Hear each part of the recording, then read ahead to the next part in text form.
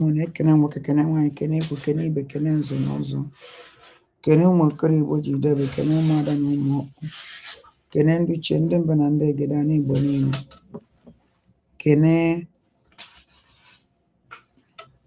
anya na-anọ ụbọchị naanị Igbo ji debe kene mmụọ nwe ya wanya wee na-ekene mmụọ eke kene mmụọ ya kene mmụọ afọ kene mmụọ nkwọ kene mmiri niile nọ n'ala Igbo kene mmụọ nwe mmiri ana m ekene zuzugbe zugbe mmụọ niile nwe mmiri nọ n'ala Igbo mmụọ mmiri nwoke ada mmụọ na-ekene mmụọ mmiri nwaanyị ada na-ekene kene nne mụrụ Igbo na nna mụrụ Igbo afọ mụrụ ọmụmụ ekene m kene enu kene anị kene ezinụzọ kene mmụọ na-emeli Igbo ife na mmụọ Igbo na-emeli ife kene aja ana Igbo nna kene mmụọ eji wee bibe ana Igbo wee kene eze Chukwu okike abịa ma ezi chi m ekene gị na m ana m ekene gị n'ihi na ị kwesịrị nkenye ana m ebunye gị n'ihi na ị kwesịrị ana m ekene gị n'ihi ịfụnanya ị nwere ebe mmụọ ada mmụọ nọ kachasị nchekwa gị ana m ekenekwa gị n'isi ọbata obi n'isi awaride maazị Nnamdị Kanụ n'isi ụmụ aja na niile onye na-asị gị n'ala ekele n'ala otito n'ala mbunye elu nwere mgbe niile ebi ebi ise ise ise ise ụmụnna nke ego nụma anyị gbaa na egwu a nwoke osisi na-epu ome na torota ebube eluigwe m bilie o ji akpa ntu mere pilochi m olise bi n'igwe m bilie kulie bilie Chukwu okike abịa ma were n'anya agha kulie bilie Chukwu okike abịa ma were n'anya agha kulie bilie Chukwu okike abịa ma kuziere n'anya agha kulie bilie Chukwu okike abịa ma kuziere n'anya agha. Maximum respect to my own talented leader, Prophet Nnamdị Kanụ. You get quiet, America get quiet. You ain't get quiet. The whole world get quiet.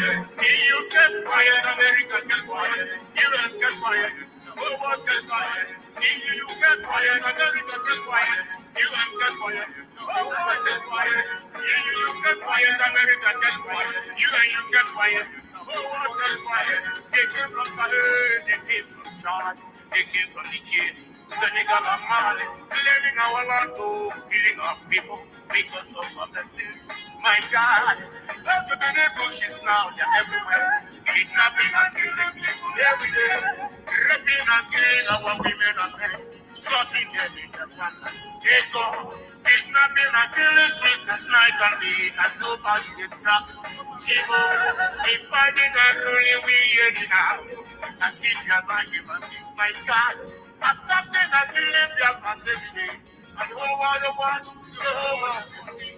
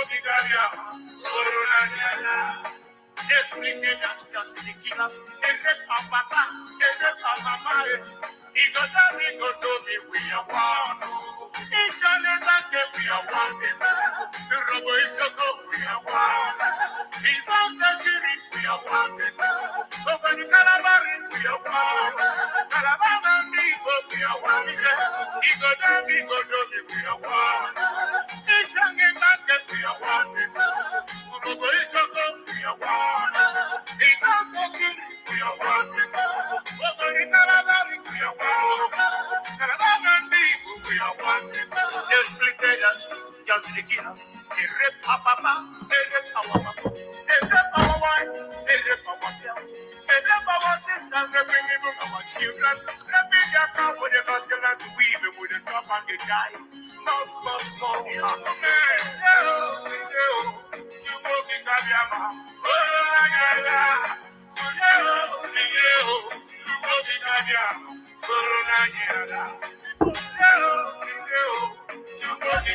Oh, yeah.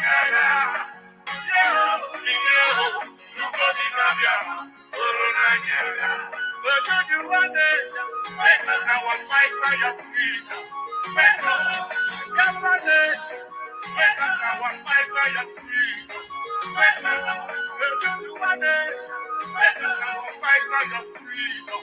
Wake up, your nation. Wake up, our fight for your freedom. Wake up, possible, you're on your last. I want to worship in the holy Lord, and you said you're going to do in Chukwu. We are all in the front, together to worship Him. We are all in the front, together to worship Him. In one accord. We are all in the front, together to worship Him. I love to worship in the holy Lord. You said you're going to do in Chukwu.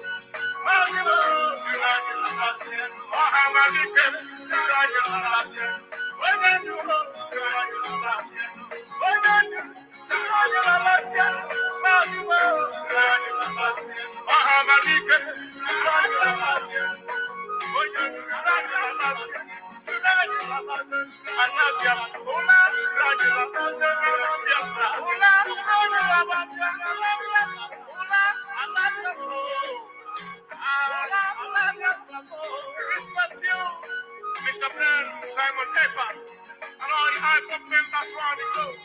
And I don't want your friend in Blackman. But I don't want your friend in Globe.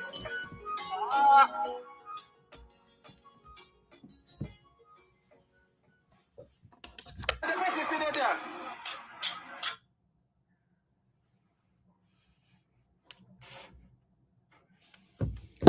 Onwela udode. Eme m understand. Aghọtara m ọnwale. Ụmụ Igbo mụrụ nze m ọzọ ụmụ ike nji aba ekene m ka eke unu mee. Happy Sunday ndị na-eje ụka. Ana m ejekwa m ụka taa o. Eyi ada ebidokwe n'ụka. Ana m eje n'ụka mụnwa mmadụ na-aga ọkwa arụsị iwe nji eje ụka ka nketa oke n'eluigwe amasị m n'ụwa ka wee na-ataju amama na-esiwekwe mana na-akwa m atụ anụ ọkụkọ. O nwere ebe anyị gara nya, o nwegasịrị ebe ndị Amerịka kpọrọ m je. Ndị Amerịka life amaka ahụ ala like ihe dị mma ọfụma. Akpọrọ m nnọọ jee Iceland, obodo dị na Finland. Eja gbara m okwu arụsị ha nnọọ jee visit okwu arụsị. Anyị tekicha m nnọọ 2 pictures mesịa ka m gosi ya ọnụ mana ọ kịta. Abara m nnọọ ụgbọ mmiri for the first time. Ndị Amerịka mere m obiọma. Ha kpọrọ m banye ụgbọ mmiri na-eti gịnị ebe agwakwa ụmụnne m mmiri irikwe m ọkwa ụnụ kpọfụtara m amaghị m egwu. Mmiri wee klọsọ na-ele ada ndị mbụ na ndị egene n'etiti ocean. Gịnị awụrụ onwe iwe mere ebe a ka ihe ma akọrọchi m. Ezi ndị m na ha nọ ka ha si nọọ relax ya nnọọ fachọ dị mma ihe ama ụgbọ na-eje. Okay, ka m pretend kwa gịnị mpa kulu ozugbo were kulu gbakpa anya gịnị ọsọsọ nna m na ebe ahụ ụgbọpụ onye ọbụla azọwa isi onwe ya. Enwere ike okwu esezi m n'elu mmiri. anyị jesie nnọọ mma, ọ dị mma, adị m happy. Ha mere m live life m elivebe before since nne ji mụọ m. I tried so much and emere m enjoy. Efuzi ebe m na-eko ka ite ọka. Atraịrị m ndị Amerịka traịrị m. eliri m ihe niile ndiri nnọọ fụkwa restaurant ha kpọ m nnọọ jesi m ada m kulola nna nne eriwere otu ike were nọchaghị ya bikos asị m na-eri otu ike ka m ji nọrọ o nri a niile nriri ebe ahụ mgbe o bido tọzi m ụtọ afta ka m pụrụ ilo ọ mgbe m bịa chetazi mgbe nne ya bido tọzie m ụtọ mgbe a kwụrụ ụgwọ ka a sị na ọnwụ na nrichada ibe a arụ oge ya akwụ ụgwọ azụ nweta kredit kaadị edobe m shishi ndị ibe nna ji eme ji na otu ike kpachai nri niile tọkwara ezigbo ụtọ na atraịrị isi anọ anyị kpagharịa jigasịa many places mfụchabe m afụtụbeghị sinsi nji pụta ụwa na anyị cheta amakakwa ahụ onye a na-anọkete pụọ ya pụtụ ya pụọ ya pụọ na pụọ ọ bụ eziokwu na ihe anyị ji bịama bet anyị akpọchizina onwe anyị n'ụlọ 24 hours so anyị natakwa bakwazie mmiri anyị sizie ha na bikos nke anyị jere eje anọ n'ala si anyị taa na anyị anọzi n'elu ka m wee na-afụzi mmiri ahụ ọfụma ha sị m ọdịshọn ọzọ anyị gwazie na makịta amakwazi ụlọ eje je nnọọ anyị obodo amaka nwee nọọ ndị bi n'etiti mmiri ka fa bi etiti mmiri o and mmiri luwere ha isi ha luwere mmiri isi Chukwu anyị dị ebube o chi anyị dị ebube so ụmụnne m aka anyị si ije nya enwere many pictures many ones ma egosi ọnụ videos anụ nkịta because ihe nji wee bịama ọ bụrụ na unu n'anya unu afụ ochie videos ụmụada unu n'anya na ana unu afụ ozu odu ndị ibe a na-akpọ dodesi otola a na-akpọ ezumezu nwa rọbish ọnya ka ọwụ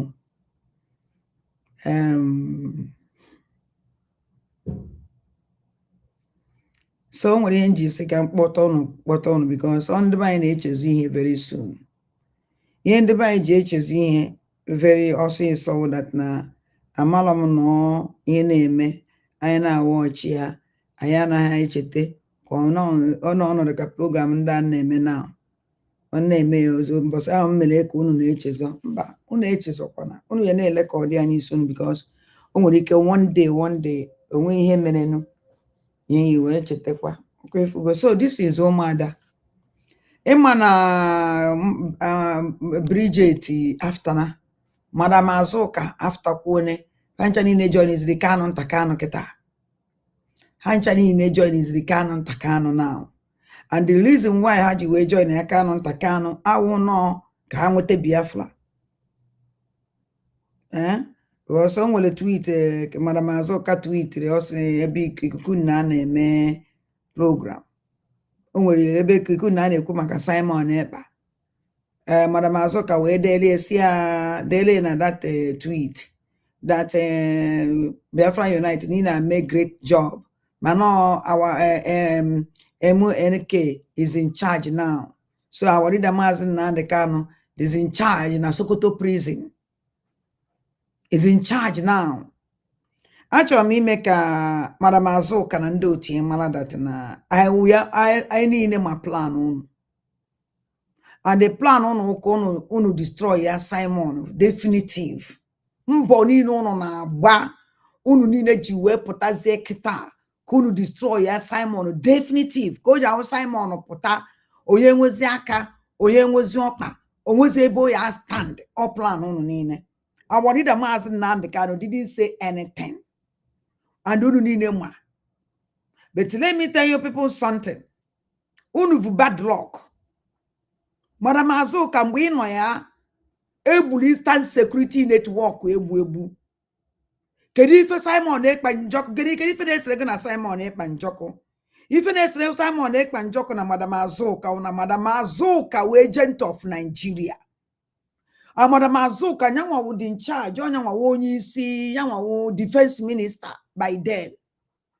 This Madam Azuka, every time kana ba Eastern Security Network, every time kana expose Eastern Security Network, camp fa a na-egbu fa ife Madam Azuka mere. Madam Azuka nwere grupu nke gang grupu nke ya nwa Eastern Security Network nke which one man a na-akpọ ka ihe na a na-akpọ this man awọtara ọnụ nke ọnwụọna na manụzi oniwe mechara na Cameroon awọtara ya. Hey, kedu afa this man?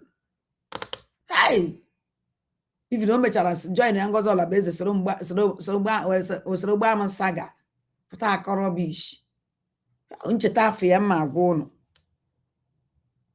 with one man a na-akpọ Ekwensu ya Ikenga. One man a na-akpọ Ikenga so na ya wụ native doctor ọdụ nke egbukwu onye nke a maka na ndị ọjọọ na Chineke ya na-akpọ ha ncha niile ọkụ one after the other. Na Madam Azuka apụtakwana again and ozugbo Madam Azuka apụta ka emele Biafran liberation invade their camp again. This camp emele invade all after camp ndị a niile pụtakwala ha ebidokwana again.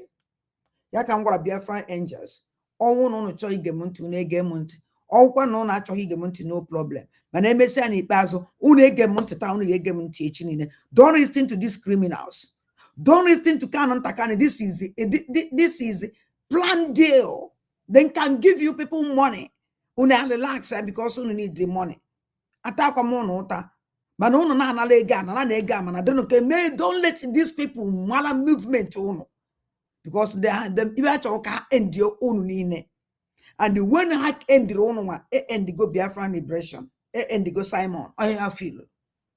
But I which is that na onwere ifefe ya emechicha end Simon.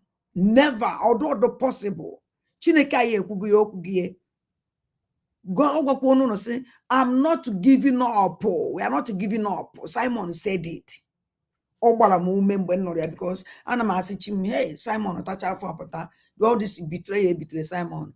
I had the son okay ya stand there again. And Simon say, we are not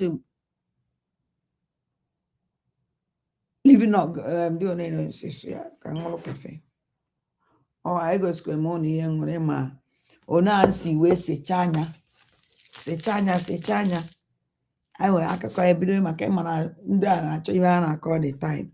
Mana m nwe ekwe efe o. Aka na m enyefe akụkọ ba na-akọ. Ọmụ na enyefe totori. Ọbata obi esi I'm not giving up. Ka Nigerian government marakwa amara that I'm coming back. Whether you like it or not, we are coming back. So all this umu dene ezukowango. And a group if I how to bring Simon Ekpanjoko down. But let me tell you people something. Hello, Biafrans, we are coming. Apotagom we move. So say ka ini de Simon no. Unu mari kunu ya pakpakwani ya kita. Unu mari ifunu dakika pebble dokwani ya kita. Unu mari ifunu ya ememekweni ya kita. Ma okoma Simon Ekpanjoko.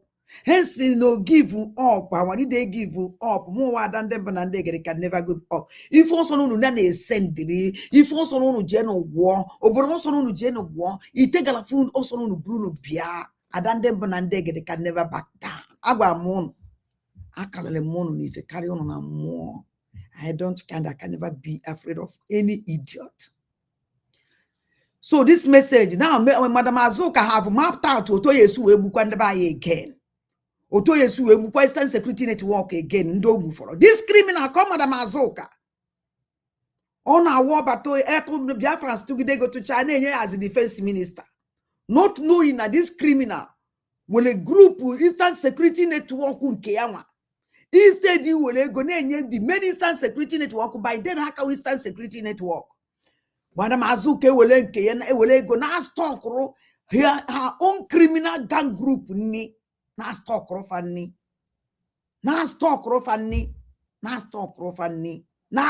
If you been this idiot to stock on the group Madam Azuka ni me bush is even a warehouse. Then video it and send it to me.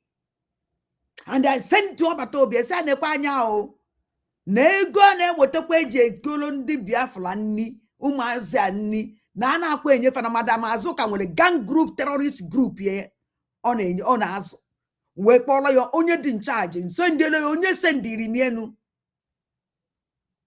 owewu na ọbata obi ma the man the criminal nke awọ tara ọma onye na-ekwu awọ wee tanya o wee zala jebezie Cameroon ọ dụka ọnwụọ na Cameroon maka ana m anụzi onye ọpụ na ọ nọ na Cameroon na-aya ahụ ọkpa ya si onye aka ọkpa ya ma akwụkwọ tara nke na ime okoro ha ebe a na-agwọ ya awọ ma ọ nọ makwa awọ ịta mmadụ ọzọ ọ kpọrọ m na fonu so m na awọ tara ịma na nwe ndị mana anaghị eme ka ibe ma ndị ọma ma ndị ọjọọ ha na-akpọ m adana m epikiri akọ wee na-enweta ife m na-achọ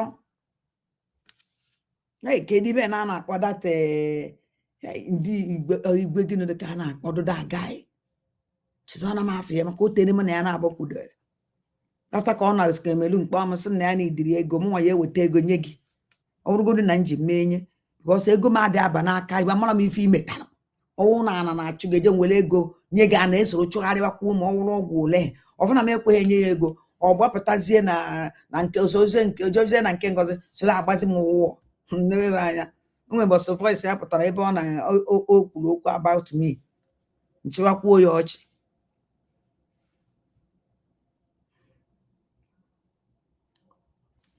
this Madam Azuka nwere group ọ nọ na ya that man a na-akpọ kedu afọ ya anọ a na-akpọ ekwensu kwado ekwensu afọ ya do ikenga kpọrọ m one day na-etrate my life mụ si ya ọnụ ka m na-eje fonu m link ya kpọọ m sị na ya wụ ekwensu ọsọ ikenga na awụ ikenga na mụ desist n'ịkpa Madam Azuka nsi ya egwu ọ na-atụkwa gị ana m eji ọnụ na fonu link ya mpi ka ọgbabara m mba si ụjọ ọ na-atụkwa gị oke kpọrọ na-asụla oji naanị ebe ọ na-asụ oji si isi ọdụkwa gị ma ose ndị ele foto ebe ọ nọ na shrine ụcha anyị nọ ibe ma na-atụ dị ibe egwu chezọ na mmụọ ahụ ọ na-akpọ na shrine ya ahụ mmụọ na-eche m nụ chezọ na nweghị ime chichichara ịkpọ ofu n'ime mmụọ m na ya na-abụghị na ada eme ya eme pụtara ebe a na-ezi agara si ya nchicha ya ọchị so mgbe ọ fụ na m abụrụ somebody a na-amaja like that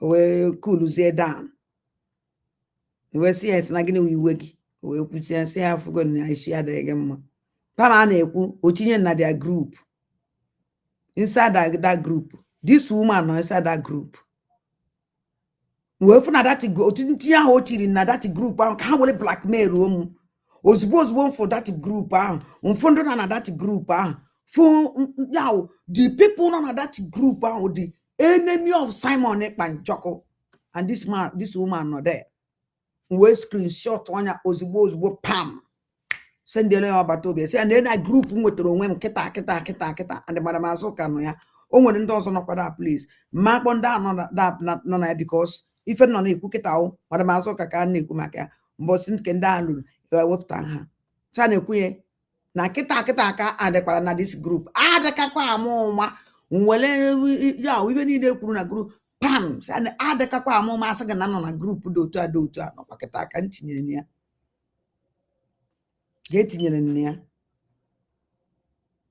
ema mmadụ abụ screenshot kwụ ya sendela ema mmadụ abụ anọ kịta ahịa ma mmadụ abụ a I send it to ema mmadụ abụ si ya adịkakwa amụma ibe a na-eme na 2023 beginning si adịkakwa amụma ema mmadụ abụ wee sị m si na the group wee pụọ wee sị yes na mma apụ na the group and mgbe m pụrụ na the group screenshot kwa sendikwara ya ọbata obie because ife chọrọ n'ọnọdụ ka mgbe etinyere m na ndị ọha na eze ndị Igbo na-anọ pa ma ejewela ha ntị na grupu ọha na eze ndị Igbo ife ọfọrọ ka ịma na enwere grupu ya weti gị ihe asị okay you must accept the invitation. Ekwememe the invitation, ekwememe invitation, and always na ime invitation ya afọ onwe gị inside the group mana ihe na-afọ ihe niile na-eme na the group mana gụnwa na onwe gị abanyebe because imebe has accept the invitation. Otu akwa ihe niile ahụ ebe a na-achọ blackmail ada ndị mba na ndị egede because ya chọrọ nwa na mmele accept the invitation abanyego na the group he screenshot anya pụtatiwela ụwa ada ndị mba na ndị egede na fight ọha na eze ndị Igbo kwa na ọ na-awa ọkụfọ ọha na eze ndị Igbo na anya na ọ nọ na grupu ndị ọha na eze ndị Igbo ebe aka nọ wee nweta fonu na mba uwe anyanwụ ebe aka nọ nweta deputy uwe anyanwụ ebe aka si nwetacha nọmba ndị ọzọ niile ma nke na-asụ ọchị anaba aka mgbịrịgba na-eme ọsọ na ịkpara ejebe dibịa. I'm sorry. Now the vultures have come back again. Dede echi aga azụ again. Mana agwara m ọfa unu felu na mbụ unu ya efelu again. Nwa wada ndị mbụ na ndị egede gwara unu ọ na-esi n'aka unu ọdọcha unu succeed. Ndị enwero shame. Afro Madam Bridget Okafọ ya na Mandela ebe fa jeje visit ọbata so na fa jeje visit our leader ebe ha na-evisit our leader Maazị Nnamdi Kanu n'airport ka ya afụdebe fa uje foto niile ha na-emelego n'airport ka ha na-eme di foto video na airport onwere ebe ọzọ nọ na Abuja na-eme video ha wele go ebe na-aduzi happy onye je fuchazi our leader Maazị Nnamdi Kanu ọdọ happy na oje na Sokoto prison je for our leader onwuru nke na-afụ pen na uchecha je visit cha our leader efuta ifu na obi adịghị ha mma ifu our leader Maazị Nnamdi Kanu inside that place no nke pụta ọ na-boast na eje for our leader keja si n'ebe our leader Maazị Nnamdi Kanu nọ na ọmaka ya we wele go no eje for our leader Maazị Nnamdi Kanu ọ nọ na high spirit ọsọ ọchakwaba asịba ya atụ kedu ife prove na eje for our leader kedu ife prove na ndị eje for our leader ebe Kanu nta Kanu na family ya agbachigo prison before eje for our leader must to pass through Kanu nta Kanu. If Kanu nta Kanu asking go jebe it can because how many ya cover their allo ebe Kanu nta Kanu si na ama no nwere ndị eje for our leader mana ihe ọsọ ya kwere ihe gie Kanu nta Kanu ọgwachabe ihe na ife ọ chọrọ. Achọrọ m ka anyị gachi back mgbe elechara our leader Maazị Nnamdi Kanu. This ụmụ dene call themselves ada mere meeting wee kpọọ Kanu nta Kanu and Chinasa Nwoolu wele jụọ ya ajụjụ achọrọ m ka unu n'ife Kanu nta Kanu kwuru de n'ife nje weta dis idiot okpokolo ebe Kanu hie kọlụ ezumezu ọbịazụghị ezu cha mekwala Kanu nta Kanu invite and the nne ya anya invite. We are going to listen to rubbish fakwuru kunu gent all these things ka ji achọ ka egbu ada ndị mba na ndị egede mana ụna ya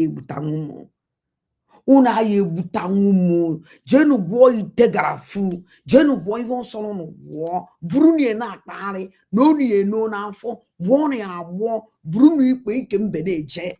You people can never get this woman. That I can assure you. And if na agwa unu achọrọ m ka unu na-abata unu na-eche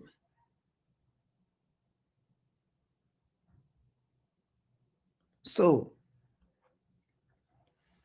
asị m ka m gwa unu biko na ụmụnne m unu dịkwa eje chọwa vam ebe ọ nọ onye nwa ya chain ọkwala vamba na-afụzi ọ na-afụzikwa ala na street of Finland ejikwa egwu ewu mgbe ya agbara ọta na-ejegharị ọ na-afụkwa esi na m agbaghị mkpu ada wee chọwa vamba ebe ọ nọ vamba pụtara so na ọbata obi esosa agbazi na-esaga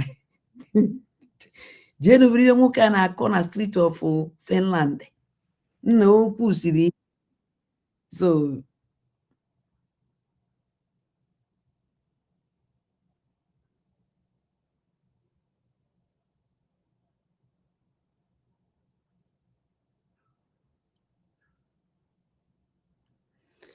I want to answer Gajuja and my man ewu. I want to able to I will make a great woman. You see, I like Rinkisi queer. Meche, I like Rinkisi queer. So you connected to Ohanese Ndibo. And you're here trying to confuse the aka ngwa gị na na akarigo m onye na-agba egwusi na social media eje na-ege ya ntị ọwụ na watch all this 2 hour ndị otu gị ju na social media. I don't have time with them because I'm a great woman. Okay, mana ebe my grade nọ nọ ndị aka na-emekọ ya with ndị na-efes I face Ohaneze ndị Igbo on the na-efes. I don't have time for ụmụ mkpụrụ ejetego m aka n'ije a ndị a na-egbu ndị be anyị on the na-efes na Kanu ntakano ndị otu ya na-azọzife azọ na n'ife na-agwa gị meche ọkwazago ngie and oyi be tata na otegokwa ọ na ịmara mgbe mkpara ụwa anyanwụ na my platform ameche ịma na ada ndị mbụ na ndị egede ọjọọ ga na-awala eze na uwe anyanwụ abịago n'obi uwe anyanwụ abịago hie inwere idea na m akpọgo deputy uwe anyanwụ na this platform inwere idea ama na ịmara because eji ọsọpụtasịa na platform ịmara ichere m na ya na-agbawa ebiri chere m na ọ na-agbawa ụgbọ maka m na ya nọ na social media ebe ifo nke isi bata na my platform kịta na-ede nonsense firo na m na ya na-abara o nwere ebe olulu m na jee jụọ ọrụ all this ibe ma niile anọ na social media had good capable okpute ofu onye ndị Ohaneze ndị Igbo talkers of the chairman of Ohaneze ndị Igbo uwe anyanwụ akpọbutere m ehihie kpọọ ya na phone opikie wee sị ya na-ada ndị mbụ na ndị gere na ịnọ live and direct wee jụọ ya ajụjụ jụọ ndụ nọ na platform a wee eziokwu ka ọwa asị deputy ye the same na nke wụ na deputy na-akpọrọ ya ngwa ndị mmadụ so jụwa ya ajụjụ ka onye ya emenwu enu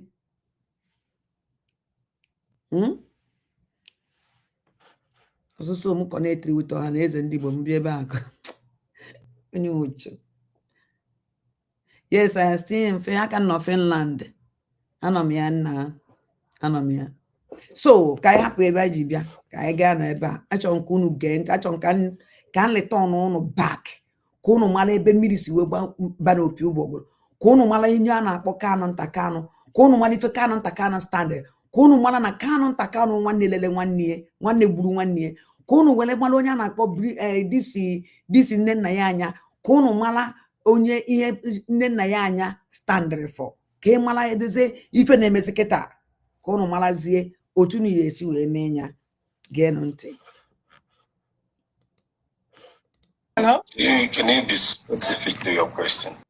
And if you are returning subscribers, I appreciate all of you now for a massive support to this channel. I say may God bless all of you. After ka lecture Warida Mazen Nnamdi Kanu, this lady, very, very powerful. Ihe gbasara ọ na na-ewepụta mana since ya ihe mechara ana m afụzi na social media the girl just na-akpọ in Jesus name. I get video where I want present to una this very moment and I go to follow una they watch the video. After we don't watch them together, make we drop our opinion constructively for the comment section. Like our videos and also share our videos if possible. Bye for now. So much for coming here. This program then called 2022, either 2022 or 2000 and after Kelechi na Warida Mazen Nnamdi Kanu, 2021, not 2022, came in this program. Just Gente. Yeah, and I think I have a lot of questions to ask, but I will basically go. Onye na-ekwu okwu a Madam Azuka. Onye na-ekwu okwu a keta Madam Azuka na-ekwu ya okwu. Onda ka na-akpọ Ụmụada Highway. Gente. To maybe one or two. Okay.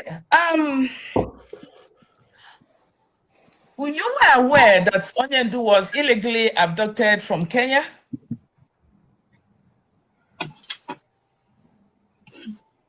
Hello? Can you be specific to your question? Okay. Was I aware from what time Okay.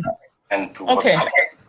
Okay. So when he was abducted, when he was illegally abducted from Kenya. Sorry, madam. Maybe you want to ask me, when was I aware that Toyin was adopted? Is that what you want to ask me? Well, either ways, because either you know, or whether when you know, that's still the same thing. Because all of us are aware. I was aware that he was abducted, so you were aware that he was abducted. Yes, I was aware that he was abducted on the 27th of June. This is Chike Doziem ka na-akpọ Madam Azuka na-ajụ ya sị ya ọmadụ ka o ji esijo ya data ajụjụ meche mmewepụgo na this platform. Ọwụ na ị chọrọ ịnọ ebe a ga-efe na-ekwu mma arapụ gị. Ihe a nna-achọ ime kịta wee very important and very powerful program. Nke ahụ ha gbasaga. Ị na ihe na-agwa gị. If you're here just to listen, mana ọwụ na ị chọrọ ibi ebe a ị na-edere m nonsense na-akọrọ bish, eziokwu, I will take you out ka nwee ike concentrate. Na na-ewepụ gị awụ na ndị hapụ iwepụ gị. Na na-ewepụ gị ka wee nwee ike concentrate na this program. Biko ide na anụgo m ife idere anụcha fụcha mfancha mana dedebezie concentrate ka wee nwee ike concentrate. Because if I want to continue block oge and the me mepeziri gị again, eji Chukwu ya oge kwefana m agwa gị okwu ọjọọ. Now, Madam Azuka na-ajụ Chike Dozie m ajụjụ. Ndị ahụ ndụ pụtakwalaziri kịta asanga na awaride Maazị Nnamdi Kanu no under their watch. A cell awari the group cell awaride Maazị Nnamdi Kanu, the group collide well awaride Maazị Nnamdi Kanu share the money. And all these criminals, they are member of People's Club of Nigeria, all of them. Uno jidintu unu meloche, all of them they are people member of People Club of Nigeria.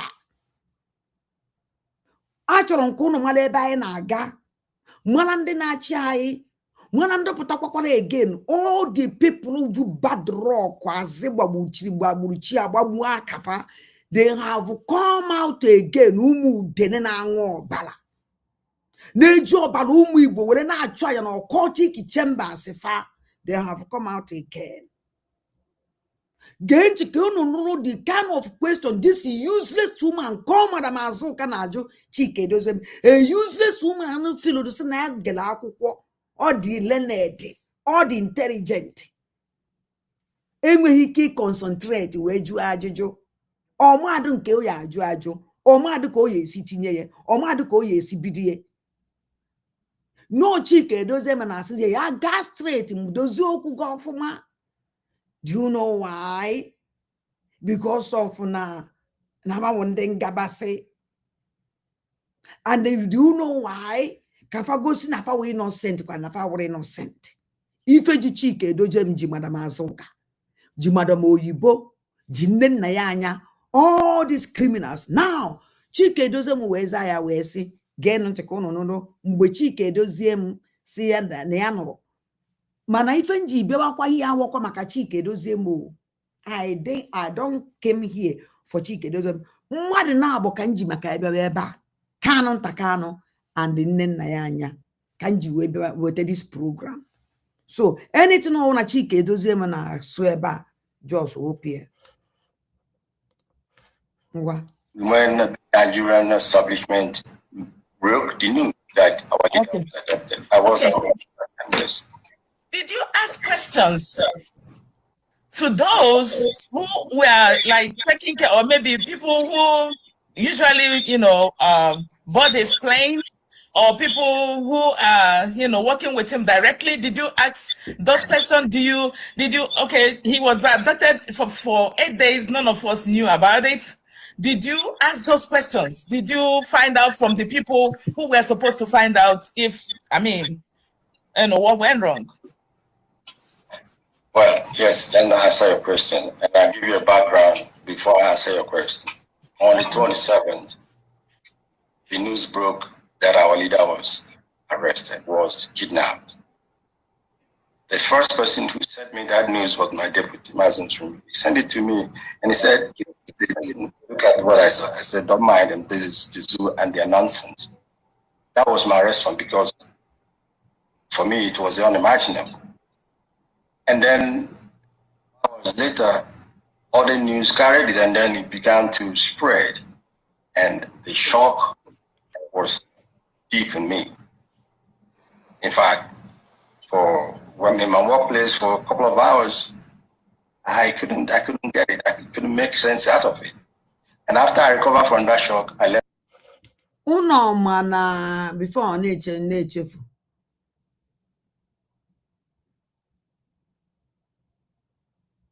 Uno mana ema mmadụ ya bụ afa ya wụrụ ịma.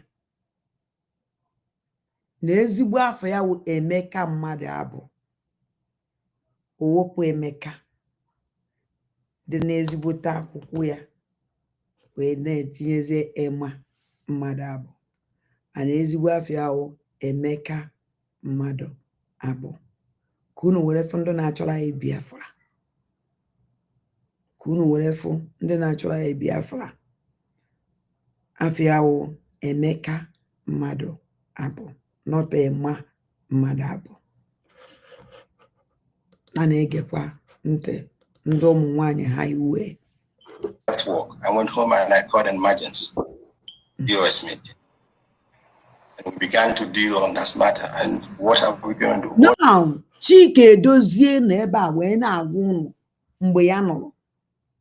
Enwe awanida Maazị Nnamdi Kanu ka kidnapụrụ on 16 according to ife ekwuru.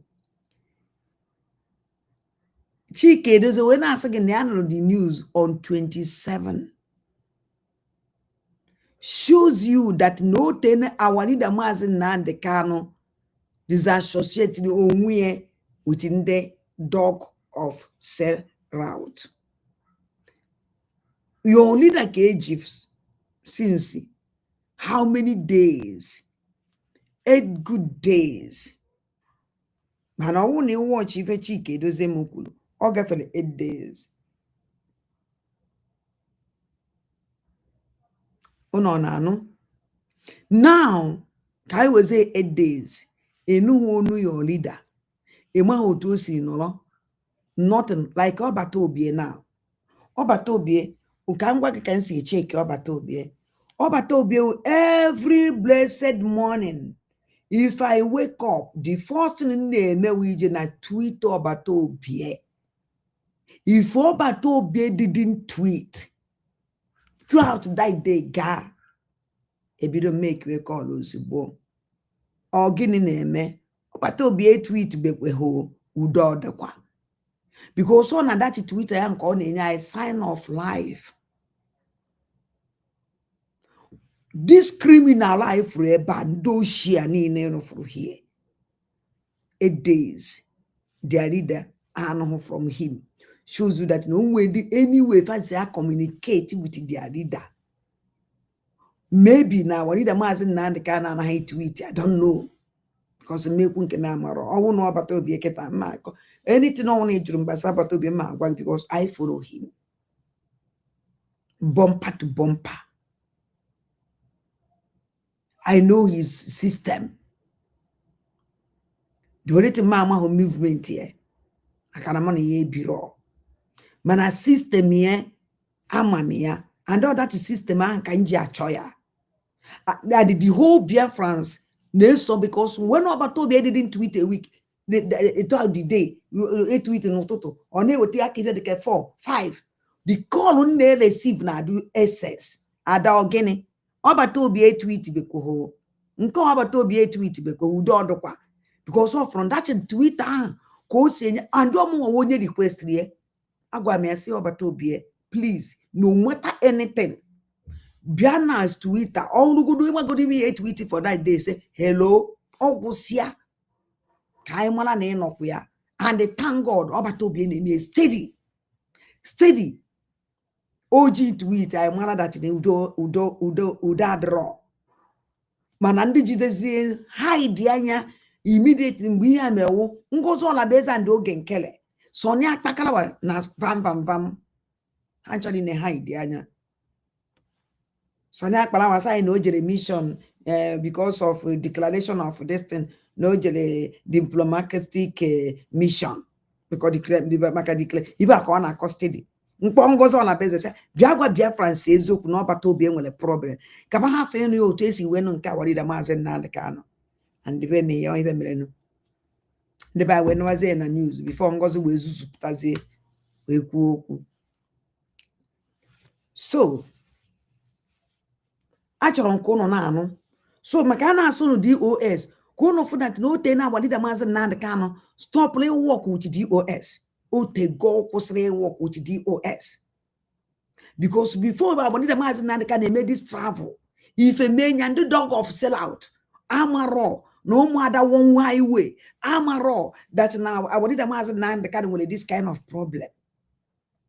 And Chike Edozie nke sị na ya deputy na deputalize our leader amara na Lydia on a deputalize nwere problem. Ọma na our leader Maazị Nnamdi Kanu life is in danger. The only thing o kwesịrị na-emewe every morning o kwesịrị check on him. Ọnwụ na ọfụ ya die day olezi alarm immediately.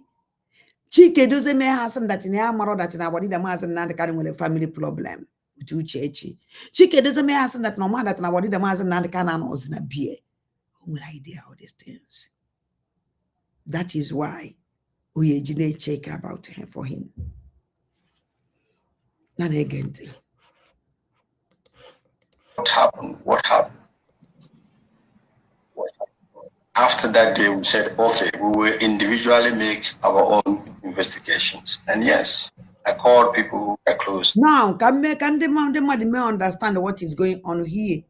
Maybe that now you follow me and you forced to interview, forced to meeting, forced to public appearance. After can end the DOS, dog of sellout, and Omada highway la warida Maazị Nnamdi Kanu.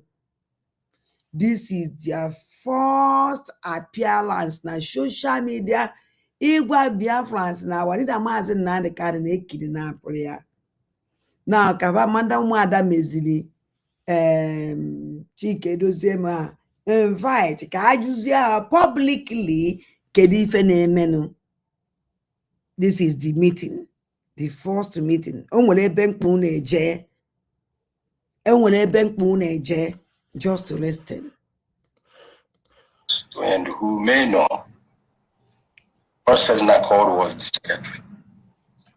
I called her and I asked her direct question if she was aware and what time, at what date was she or became she have the knowledge that Onyendu was arrested. And bearing in mind that on the 19th, I had a meeting with Onyendu in the morning during a fundraising, and there was supposed to be a second one with US later in the evening, and he didn't turn up to that meeting. So I asked her, at what time did you know? Because after that meeting that Onyendu didn't come, the following day I called the secretary, and I asked her, were you able to reach Onyendu up to this moment? She said, that is probably 24 hours after Onyendu didn't come to that meeting. She said, no, she didn't reach. She couldn't reach him, and that this is somehow unusual. I said, okay. The following day again, I called her. That will be the 21st. Were you able to reach Onyendu? Either I called her, I sent a message, but I asked again before, she says, did not. Then we got the message of Onyendu being kidnapped. And then I called her on the 28th of January and asked her when she became aware. She became aware on the 21st, probably earlier. I assume maybe she knew earlier. But she said she knew on the 21st. And I asked her, how did you come to know about that? She said she got information from Kenya through a contact, and I said, who is the contact? What's the name? She gave me a name, first name. I asked, what during a fundraising, and there was supposed to be a second one with US. I couldn't make sense out of it. And after I recovered from that shock, I left work. I went home and I called an emergency US meeting. And we began to deal on this matter. And what are we going to do? What happened? What happened? After that day, we said, okay, we will individually make our own investigations. And yes, I called people who are close to and who may know. First person I called was the secretary. I called her and I asked her a direct question if she was aware and what time, at what day, I couldn't make sense out of it. And after I recovered from that shock, I left work. I went home and I called an emergency US meeting. And we began to deal on this matter. And what are we going to do? What happened? What happened? After that day, we said, okay, we will individually make our own investigations. And yes, I called people who are close to and who may know. First person I called was the secretary.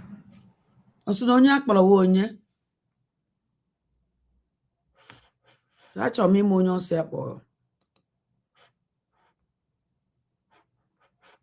That's on me, Monyo Sepo. Because I'm in my workplace for a couple of hours.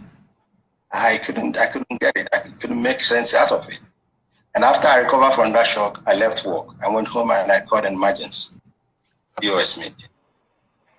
And we began to deal on this matter. And what are we going to do? What happened? What happened? After that day, we said, okay, we will individually make our own investigations. And yes, I called people who are close to and who may know. First person I called was the secretary.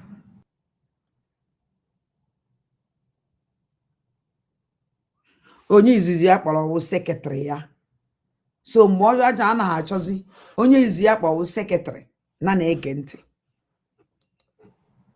I called her and I asked her a direct question if she was aware and what time, at what day was she or Na na-enanya the game these criminals na-azụ here. The people should watch the game these criminals na-azụ.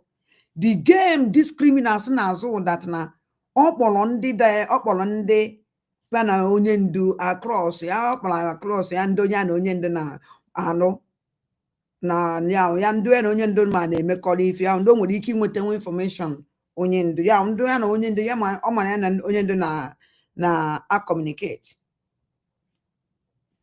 And onye izi akpọrọ secretary, that secretary no name. Secretary onye ngu name yo. And watch out when Madam Azuka jụrụ Chike Dozie question. She didn't call his name. She didn't mention his name. No, just go straight to the question without akpọ Chike Dozie. Ọnwụ that na ya mara voice Chika, ya mara Chike Dozie ka ọ na-address that question. Achọrọ nke ụnụ na-afụ. So secretary without name, nwere onye ma onye ọwụ, nwere onye ma afịa na na-ege ntị. She had the knowledge that Onyendu was arrested. And bearing in mind that on the 19th, I had a meeting with Onyendu in the morning during a fundraising, and there was supposed to be a second one with US later in the evening, and he didn't turn up to that meeting. So I asked her, at what time did you know? Because after that meeting that Onyendu didn't come, the following day I called the secretary and I asked her, were you able to reach Onyendu up to this moment? She said, that is probably 24 hours after Onyendu didn't come to that meeting. She said, no, she didn't reach. She couldn't reach him, and that this is somehow unusual. I said, okay. The following day again, I called her. That will be the 21st. Were you able to reach Onyendu? Man, either I called her, I sent a message, but I asked again the following day. She says, did not. Then we got the message of Onyendu being kidnapped, and then I called her on the 28th of January. Now they get message of Onyendu being kidnapped. The message come from who? No, it's not nobody. Do you know why I bringing all these things now? Kono mala the umu dena abakonatakwana again. Umu dena hulela una wadida mazen nande kano. Hanchani nena underground. All these criminals go underground. No any one of them stand up and fight for Onyendu. Now atuzi Onyendu life imprisonment. Madam Azoka were potazie. Egwu ikuku na ya mara that na Onyendu is in charge now in Sokoto prison without no remorse. Bridget je Sokoto na airport airport of Aswano na se photo na pose na jeje for Onyendu the vultures umu dena niile ezukọtakwakwana again. Ọbara niile these criminals kwafuru. Ọbara niile these criminals kwafuru. They have come back again. Fight. This is fight to finish. Ka ha kpochafuzie ndị Igbo complete. The only thing that I'm going to know that all these criminals, kedu their real identity, very important. All this woman kpụrụmkpụ niile a ifuru ebe a ụmụ udele niile a ma nwoke ma nwaanyị fa ndị Igbo mgbe unu kwesịrị ijewa into identity of criminals na-apụta sị na ma na-achọrọ anyị Biafra elugo. Awarida maazị Nnamdi Kanu na anyị ma ọkpụ n'obe nne ya. Ọ bata obi anyị ma ọkpụ n'obe nne ya because Nigerian government traced him on obe nne ya gede. Apart from Madinaba, Ojukwu amokpu no benne ya, Owazurike amokpu no benne ya. The only criminal say maro ekpu ne befa wonda niile. Nobody know them. Wono nye mo ebe fasi. Wono nye mo their real identity. Aname na ege. And ask her when she became aware.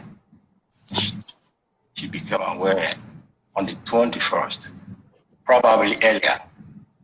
I personally assume maybe she knew earlier, but she knew on the 21st. And I asked her, how did you come to know about that? She said she got information from Kenya through a contact. And I said, who is the contact? What's the name? She gave me a name, first name. I asked, what about the second name? She said she doesn't have it, or she doesn't know it.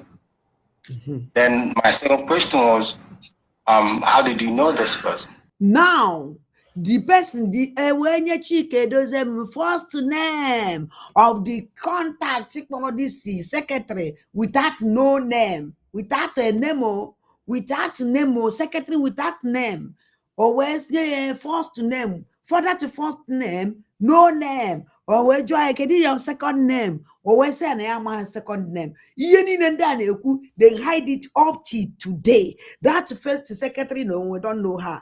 That is second, the person, the contact from information from Kenya, we don't know the person.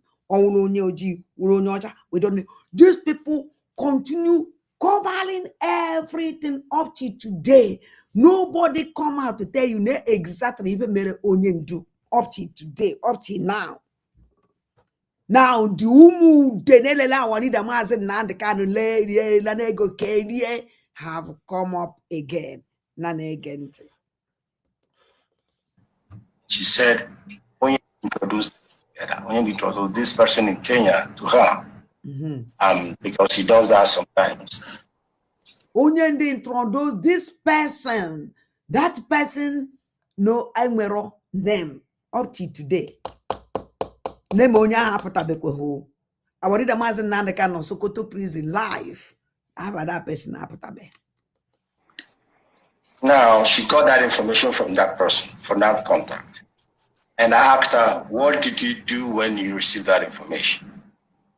And she said she contacted Calendar. and asked Kalanta if he heard what is going on. And Kalanta said, yeah, that she should not worry. She should not worry, everything is fine, everything is fine, or that everything is fine, but that she should not worry. And also that Kalanta. Now, the first person, the secretary with that name, contact Canon Takano, and all the right no kwesịrị ime ka o mee ịkpọ nwanne mmadụ si ya nna m nekwa ife nna na-eme nwanne gị na nwanne gị nwoke na-eme isikwe na-ekide na-apụkwara ya brother kedu ife ya eme onye akpọrọ Canon Takano wee sị you should not worry. This Canon Takano was the leader of Umudere na ụmụ amoosu wee nye Kristi nwa ọgụ azị mgba ube. Now Canon Takano wee sị ya don't worry, make you no worry, don't panic, everything is okay because Canon Takano know the game. All my business ome. Oh, when I can Canon Takano my business ome. Mgbe akpọrọ go sị gị your brother is missing. Iyela panic. Ya say pardon. Esi na gịnị mere? How? Ka onye nyere gị information not man ọgwa ha na say na ekwe information. Or say don't worry, don't panic. Make sure that na Canon Takano knew what is going on. Mwana nwanne nwoke na-ekidi na-apụ gị Canon Takano so na the deal of everything. Now Canon Takano atụọ nwanne nwoke atụọ nwanne nwoke life jail. Canon Takano bịazie now mepezere sizie gị na onye ndoso onye gbara gị egbe ị ga-aha gị mgbọ. Be very careful. Achọrọ nke unu na-ege ntị.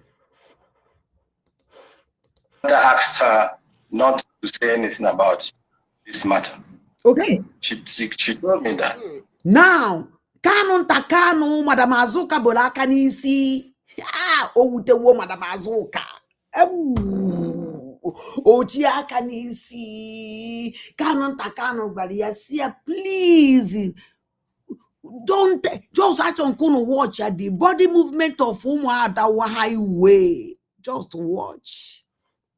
So that calendar asked her not to say anything about this matter. Canon Takano asking her, make you no tell anybody about this matter. Don't say anything. Don't tell anybody about this matter. Hold it, say it. This is Canon Takano putaziri kita apale diomwe. Anybody.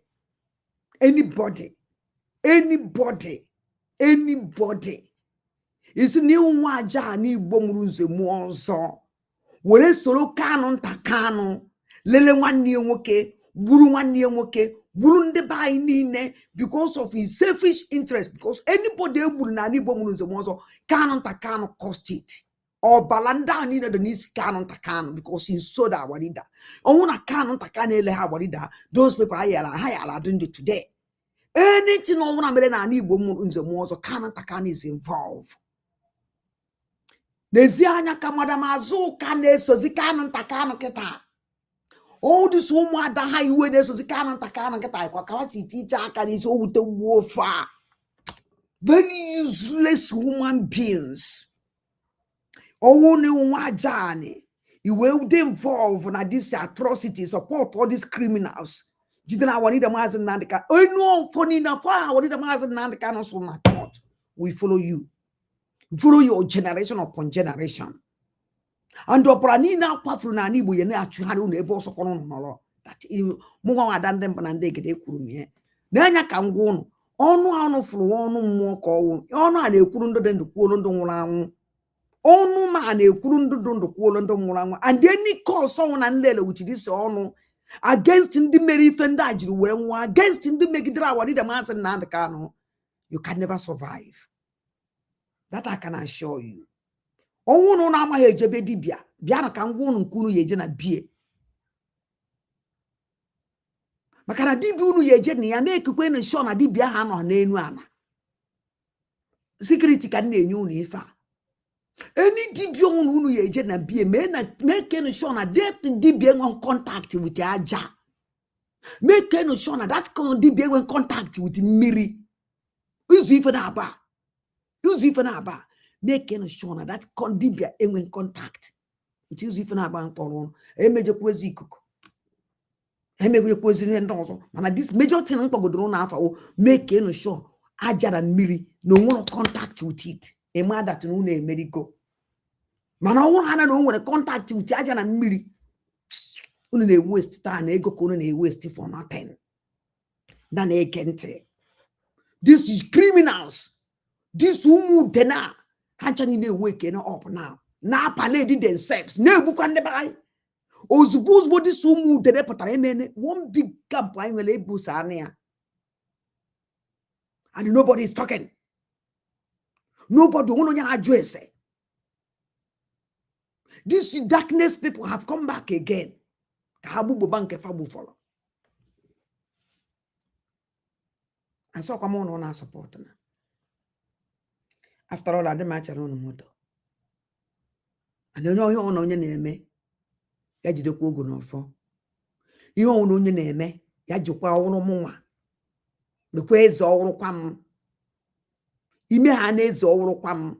Marazen and so bad draw. Oro mo yadamma. Onwere egwu ndị Bible si tule na ọ ga-adị mma lenu na ọ ga-amasị gị ihe ahụ mere onye ọzọ emebie ọ ga-adị gị mma ya ka nji siwe n'ọnwụ make a call because otego na-achọ this video otego na-achọ ya otego na-achọ ya can return on the memory of our people na this video let everybody go back before you now support to any criminal on na support when na so na can we criminal una the which this coming this thing kuru amano sankano takano lele nwanne nwoke kanu takano betray his brother they sold him off call it in the morning na negent ebe kanu takano gwara secretary say shut up don't talk don't tell anybody na wadida mazi na de kan kidnap na Kenya because the plan of kanu takano na egbu awadida mazi na de kanu na ke oye egbu nwanne nwoke let me quick Prano kanu takanu ke egbuo nwanne nwoke na Kenya bi na walida mazi na de kanu akansi kanu takanu we buy ọnụ kanu takanu amahandachi na walida mazi na de kanu ebe ndụ ya dị na onwere onye ya enwete nwunye no honest na Chineke okwuru onwa na Chineke ekwuru nobody will take life of our walida mazi na de kanu out nobody na na-ege ntị. She told me that. I said not to say anything about that. Oh, kwa kanu takanu akadisi idiot ana kwa Bridget to ka wabido kala sowe. This otolovu igwunisi ona tabu ebu mkporonko evinisi ona tabu ana kwa Bridget to ka fo. Udene nwura anwụ nne na-eri nwa ya nne na-awọ mmụọ orie. This idiot na-eme na kwa kita adeso kwa kanu takanu a. No kwa kita adeso kwa kanu takanu a. Na kwa kita na plan kwa gabi with kanu takanu a. E man o magburu nwanne nwoke ka this Bridget to ka this useless woman gburu na wo mmụọ orie. Na review agwara m ụmụ Igbo mụrụ nze m ọzọ. If we don't take all this criminal people's club of women out from this struggle, we can never survive. Mark it somewhere. If we don't take these criminals, these people's club of nonsense and the people's club of women, all this woman highway people's club of criminals are out from our struggle, we can never survive. Ladder. Our people now every day, and we can never reach anything. No way we can reach. We want to Zachana, Nyochana, wo put anybody who belong to any occult kia owner. When I survive, uno can say kukua. I don't care whoever you are. I will tell you the reality. I didn't may boast to boast. If you don't like, believe. If you don't like, follow Madam Azoka. If you don't like, support Madam Oyibo. If you don't like, if you don't like, don't worry. One day you people will cry. I don't care. I will tell my truth. Then I keep off. And I'll make your mother niru. And so come nanda na wakwa. No. I will tell you, ma gwa gị otu ahụ o si wee dị. Mmiri anyị ezonu ya zo adị anwụ ugboro na-abụ n'ọkwa otu ugboro, and onye mechi anya nke ya gara ọmazi ife ndị ọzọ na-eme, ọmazi ife a na-akọ n'akụkụ ya. That is the end. Life goes on. A na-ege ntị. Please, I don't need to be interrupted, please. And the calendar told her not to say anything about it. And I said, okay, when you told calendar, who else did you tell? Why didn't you tell the leadership? Is it not that it's not because you don't know who the leadership is when Oyendo is not there? Why didn't you tell the leadership? Why didn't you tell the head of the directorate? Why didn't you tell members of the directorate? And she gave me a very stupid reason, but I mean, that's for me. It doesn't make sense. She said, at that time, there were attacks on her, and she doesn't know who are behind those attacks. Maybe those also in the directorate, because she believes that Mazungoru is maybe one of the people behind the attack on her. I said, okay, but if Mazungoru is behind, what about the other people? So that argument or that discussion ended there. Now, what I took from that is that she knew earlier on the 21st that Oyendo was arrested. O nwere attack rubbish nke ezi onye ọzọ gwara Kanu ntaka na-agwago ihe. Kanu ntaka na-ewepụgo ya anya n'ebe ndị dog of sell out nọ. So because this lady with ife Chike Edozie m kwuru ihe afọ na this lady na DOS ọ naghị adabara ha. Na na-enwe attack because all these criminals, they always attacking people by spiritually. Ọ na aka na ndị agwọrọ. Ebe ndị agwọgidere ọgwụ chụrụ mbịa Finland ka nna ọma na ndị akara aka ihe ndị a na-agwọ tu eke chụa agbụọ masụ gbara ụka n'iru na-agwọ ngwereze n'anya mana na this lady tozu ebe secretary awaride Maazị Nnamdi Kanu na nwụrụ onye DOS ọ hụtara ma ọdụ ofu mkpụrụ ya na-enwe attack na ya mara na attack ya na-enwe osi from ya mara onye nwe onye na ọchị na-asa nwa olu o wee jụọ ya what of other DOS ọwụ na Chike Edozie na awaride Maazị Nnamdi Kanu dị na mma ọ na Chike Edozie ya ha mma ozugbo awaride nwere problem. The answer is yes. Ọwụ na ya na abọ dị na mma ozugbo awaride Maazị Nnamdi Kanu nwere problem. Onye nwe idea only did he come mad only did him mad we no yan onye ya posin dem mad. How many days ka Kanu ntakano na achọ ka egbuo nwanne nwoke? How many days ka Kanu ntakano na video of torture of his brother awaride Maazị Nnamdi Kanu? How many days ka Kanu ntakano na watch his massacre, betrayal, punishment, and beating upon beating upon beating, torture upon torture videos direct of his brother? Ebe Nigerian government egbugide ka nwuzie ka eburu ya na ozu okwezi ha were kpuruzie ya akwa black. Da mere mpụ, da mere arụ, nda adọ mgbe ime ka ihe wuche mmadụ ya ka ndị apụtakwukwala kịta ndị a wee pụta akwụkwọ again now na-apali edi onwe fa people na-ekwu maka fa iwe pụtasị na ịlakịla awarida pụtasị na ịlọvụla awarida iwu ewu. You don't know what you are doing. Let me tell you something. Mara na igbula awarida Maazị Nnamdi Kanu the second time if you support these criminals. For now, we don't have any leader. Because one of these criminals, no matter how we question him bankete atu awarida Maazị Nnamdi Kanu life imprisonment. Life. Obubu kaka ibuye. Haputa zegwa gana fa fola awarida Maazị Nnamdi Kanu ya kporo go onye ndu. And again, Didn't tell anybody, and she told Kalonta, and they decided to keep it quiet. I called Kalonta. I have to take something to drink. Okay. So, can you hear me? I called Kalonta. I'm calling my dear. I haven't finished. You man, this idiot, this thing, why ya jichala ole jinjok ama mo ebe nwanyi asi we pụta na akpọ Madam Azuka, very ugly idiot. Onwebe ife omebe nke ọma mma nwanyi still no we ọkpọ na pọ nke otu abụneze otu ine wig otu abụneze onwebe ife omebe still njọ ka nkụ. Nọrọkwa na enwekwa bad manner. Njọ wuruzie njọ tọkọ njọ ngọngọngọm.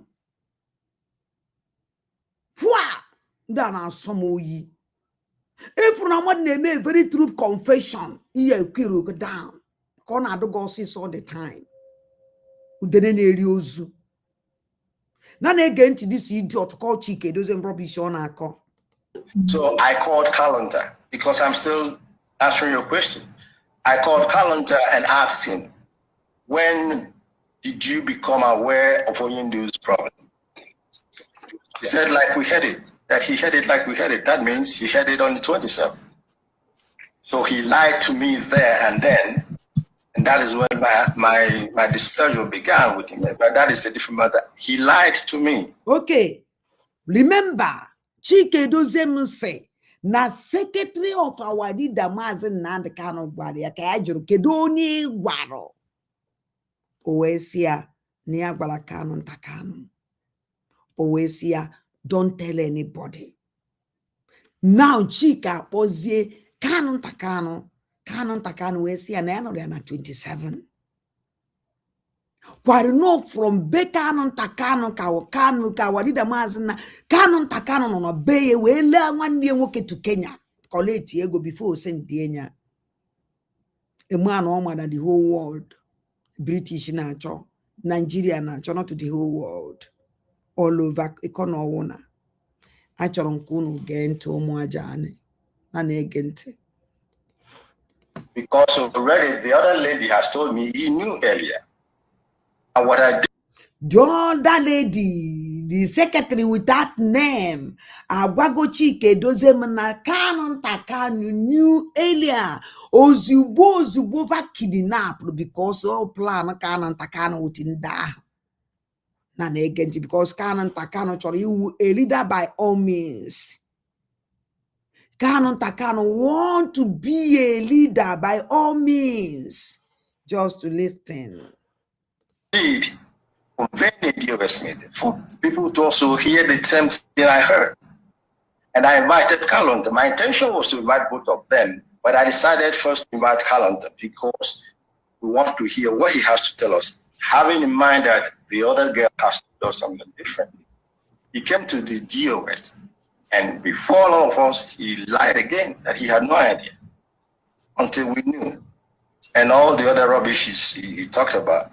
So, to answer your question, that is the time I knew about Oyindu's arrest. And for that 8 days, the man was suffering. Some people knew about it. They decided to keep it quiet. Why? I don't know. Maybe Oyindu alone can tell us why. Thank you. That he had it like we had it. That means he had it on the 27th. So he lied to me there and then. And that is when my displeasure began with him. But that is a different matter. He lied to me because already the other lady has told me he knew earlier. And what I did, conveying a deal with me for people to also hear the same thing I heard. And I invited Calendar. My intention was to invite both of them, but I decided first to invite Calendar because we want to hear what he has to tell us, having in mind that the other girl has to do something different. He came to this deal with, and before all of us, he lied again that he had no idea until we knew, and all the other rubbish he talked about.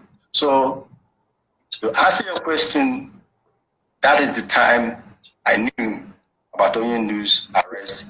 And for that 8 days, the man was suffering. Some people knew about it. They decided to keep it quiet. Why? I don't know. Maybe Oyindu alone can tell us why. Thank you. Okay. Thank you so very much. You did a fantastic job there. Okay, the next thing is, when you were aware that this lady, or maybe Kanunta lied, and then that lady you asked, is she still in position as at this moment? Now, the question this idiot called Azuka, Because putting madam for this woman is irritating.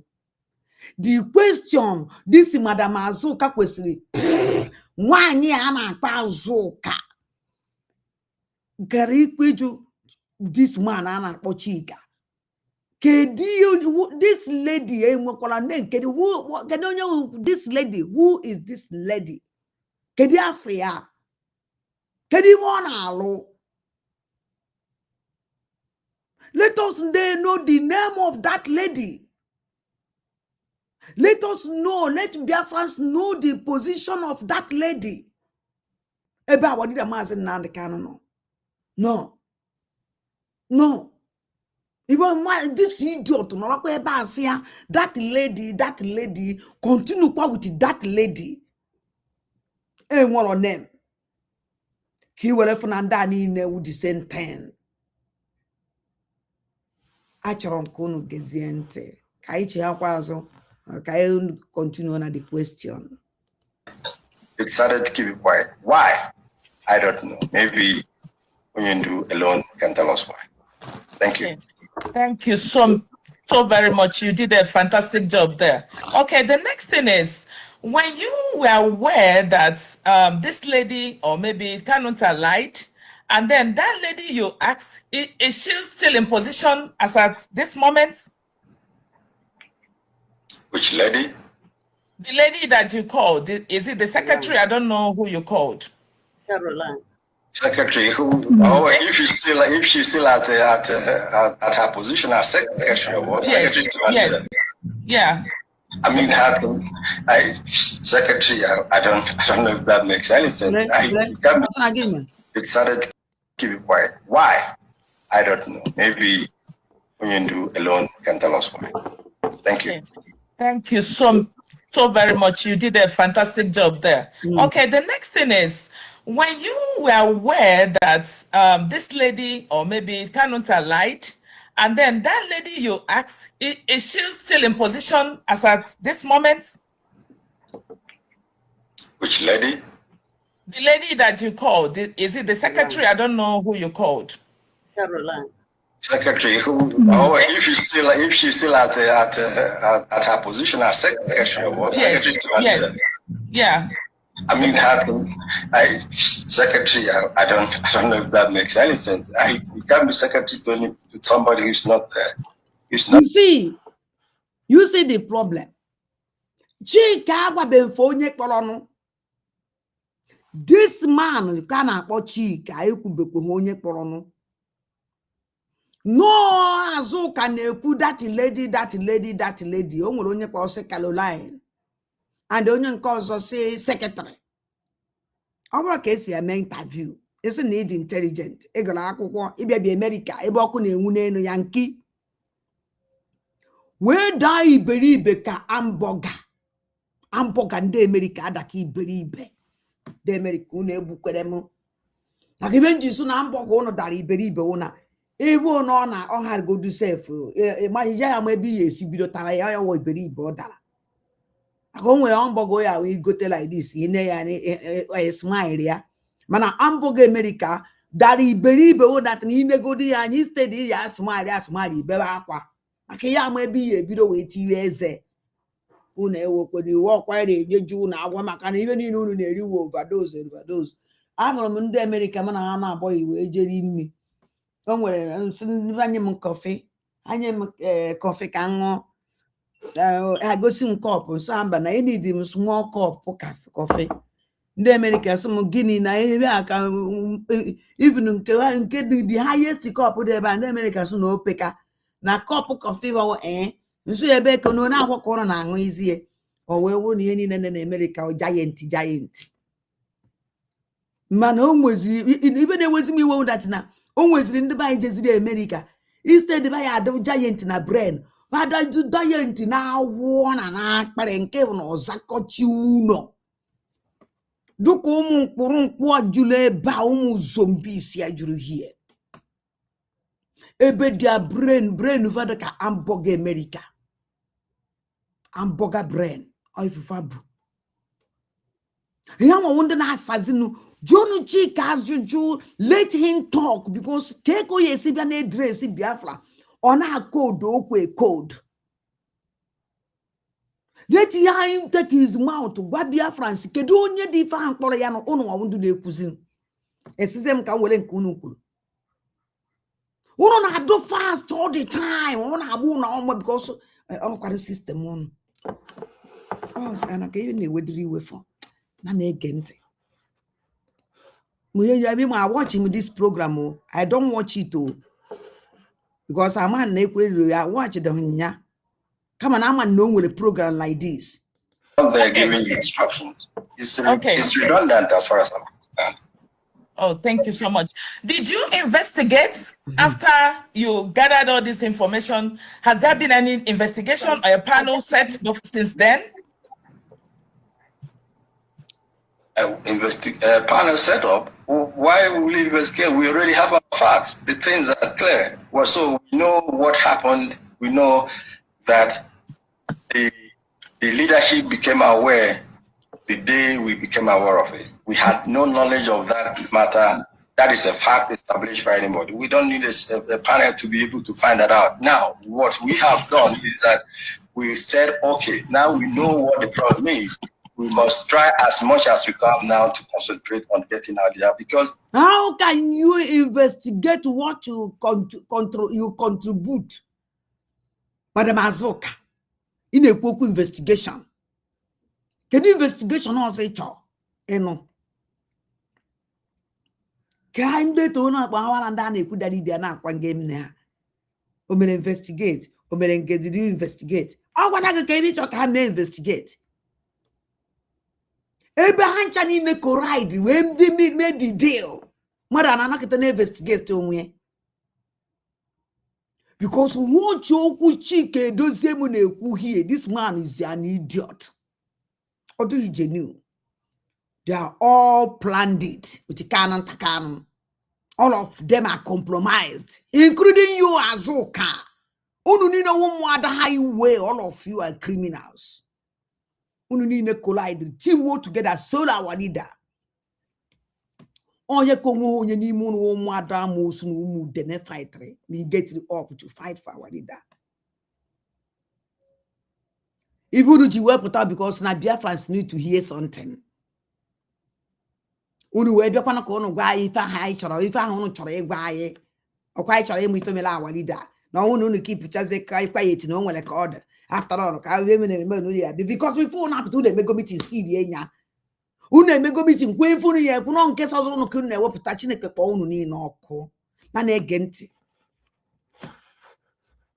na odegu no anya number 1 point into unu jide here unu odegu na anya na kanon takano onye lele nwanne o si na number 1 key o si onye nwa chairman onye nwa onye na plan everything ya coordinate everything the chairman of this business seller o kanon takano ole no ntunu meloche na nege. What are we going to do? These people, the secretary does not exist anymore as far as I'm concerned. I'm not going to be wasting strength on making it more popular. Kalonta has also been, people have been told that Kalonta is not an officer of IPOB. He has no business giving instructions in IPOB affairs. He has no business at all. And I've told him himself directly, and I've also instructed those who are in leadership to take note of that. So we are doing what we are doing, curtailing their excesses and also not getting fully distracted. So the panel issue, my dear, after all these things we have done, I don't know if it's still necessary. There. Okay. Now, Chike doesn't neighbor na agwage. That's na the girl because Ujoku Chike doesn't kuleba go say that now. Hana the girl had the DOS like organizing this girl in question, which is how we can go see that na DOS like organizing our leader secretary. They don't like him, they don't like her, they don't accept her as a secretary. So immediately then sold our the master now the job of that secretary and died there. Then Canon Takano, a chicken doesn't may have Jokaja meet Canon Takano, the business have been done. The only thing no one just find your way. Amara monye we mara onye wu ajoge se ngwafa na ịmarakwa m akpọkwana m mkpọkwa mazage or business ndị a mere. Watch effect Chinasi Chike dozie m kwuru exactly that. O kpọrọ Canon jụọ ya ajụjụ ebe ọ ma na datara Canon Takano is not a member of IPOB. Ka ṅụọ ọnụ mmiri ụmụnne m.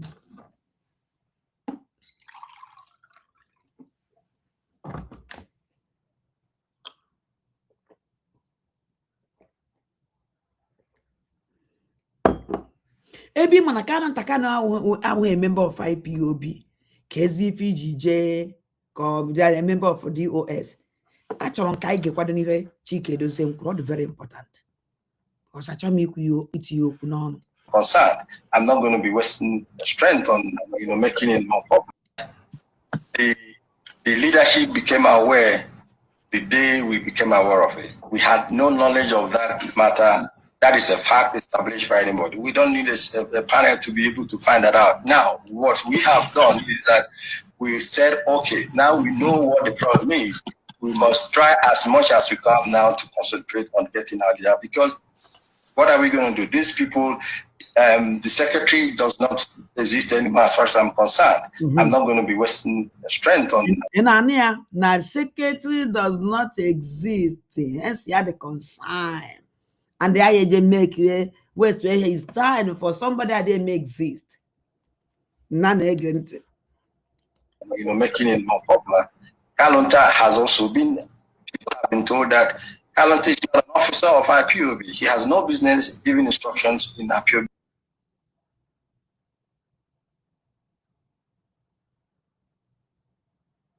Sure.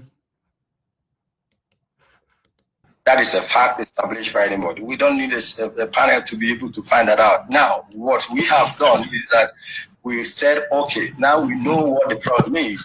We must try as much as we can now to concentrate on getting out there, because what are we going to do? These people, the secretary does not exist anymore as far as I'm concerned.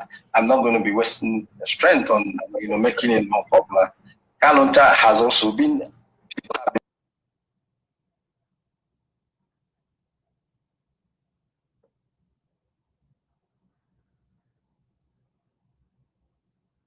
told that Kalonta is not an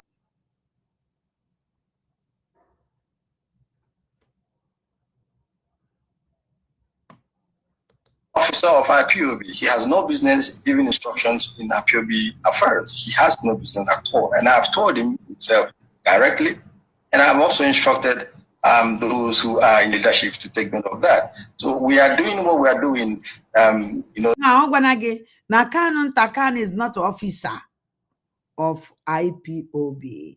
So, when time agent waste time and then I was going to do it. So now I want to if I'm going that now the business they have finished their EMRG together. Now if I was on chose or Zaf and Nage, on a choroma, Imara of actually Tinisinia, none again.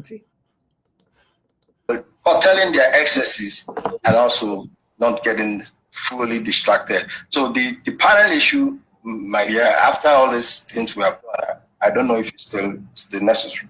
There. Okay, thank you so very much. You are fantastic. About the people that called or closed the accounts. Honorable, please, can I say something before you continue, please? Okay.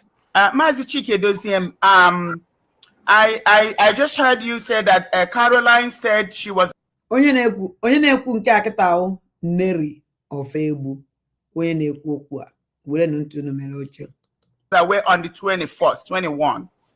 Okay, I got a call. I have intel that Caroline knew hours as soon as our leader was abducted.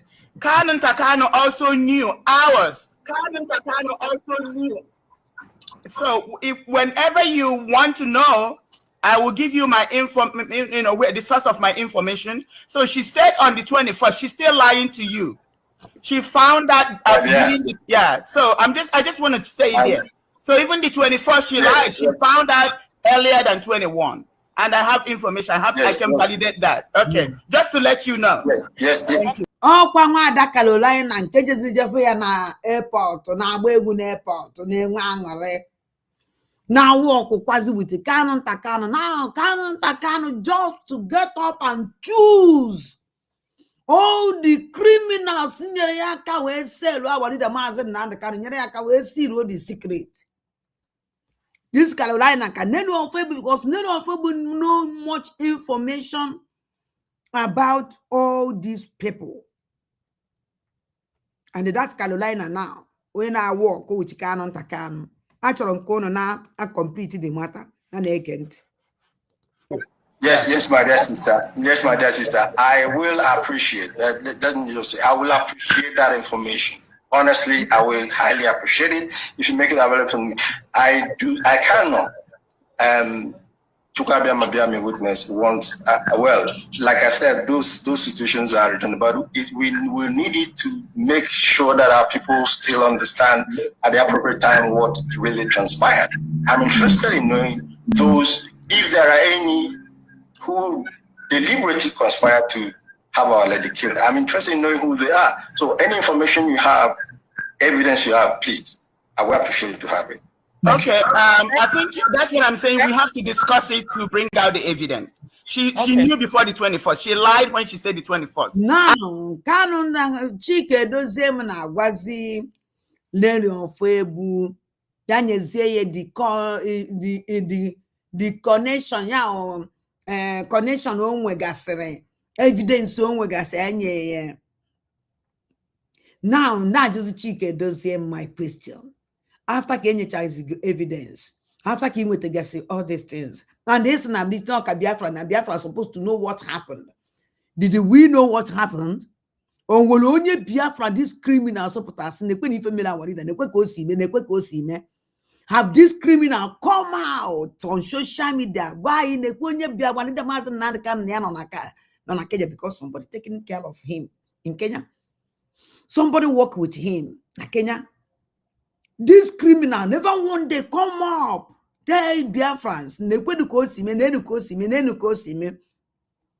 now he made investigation, no business, no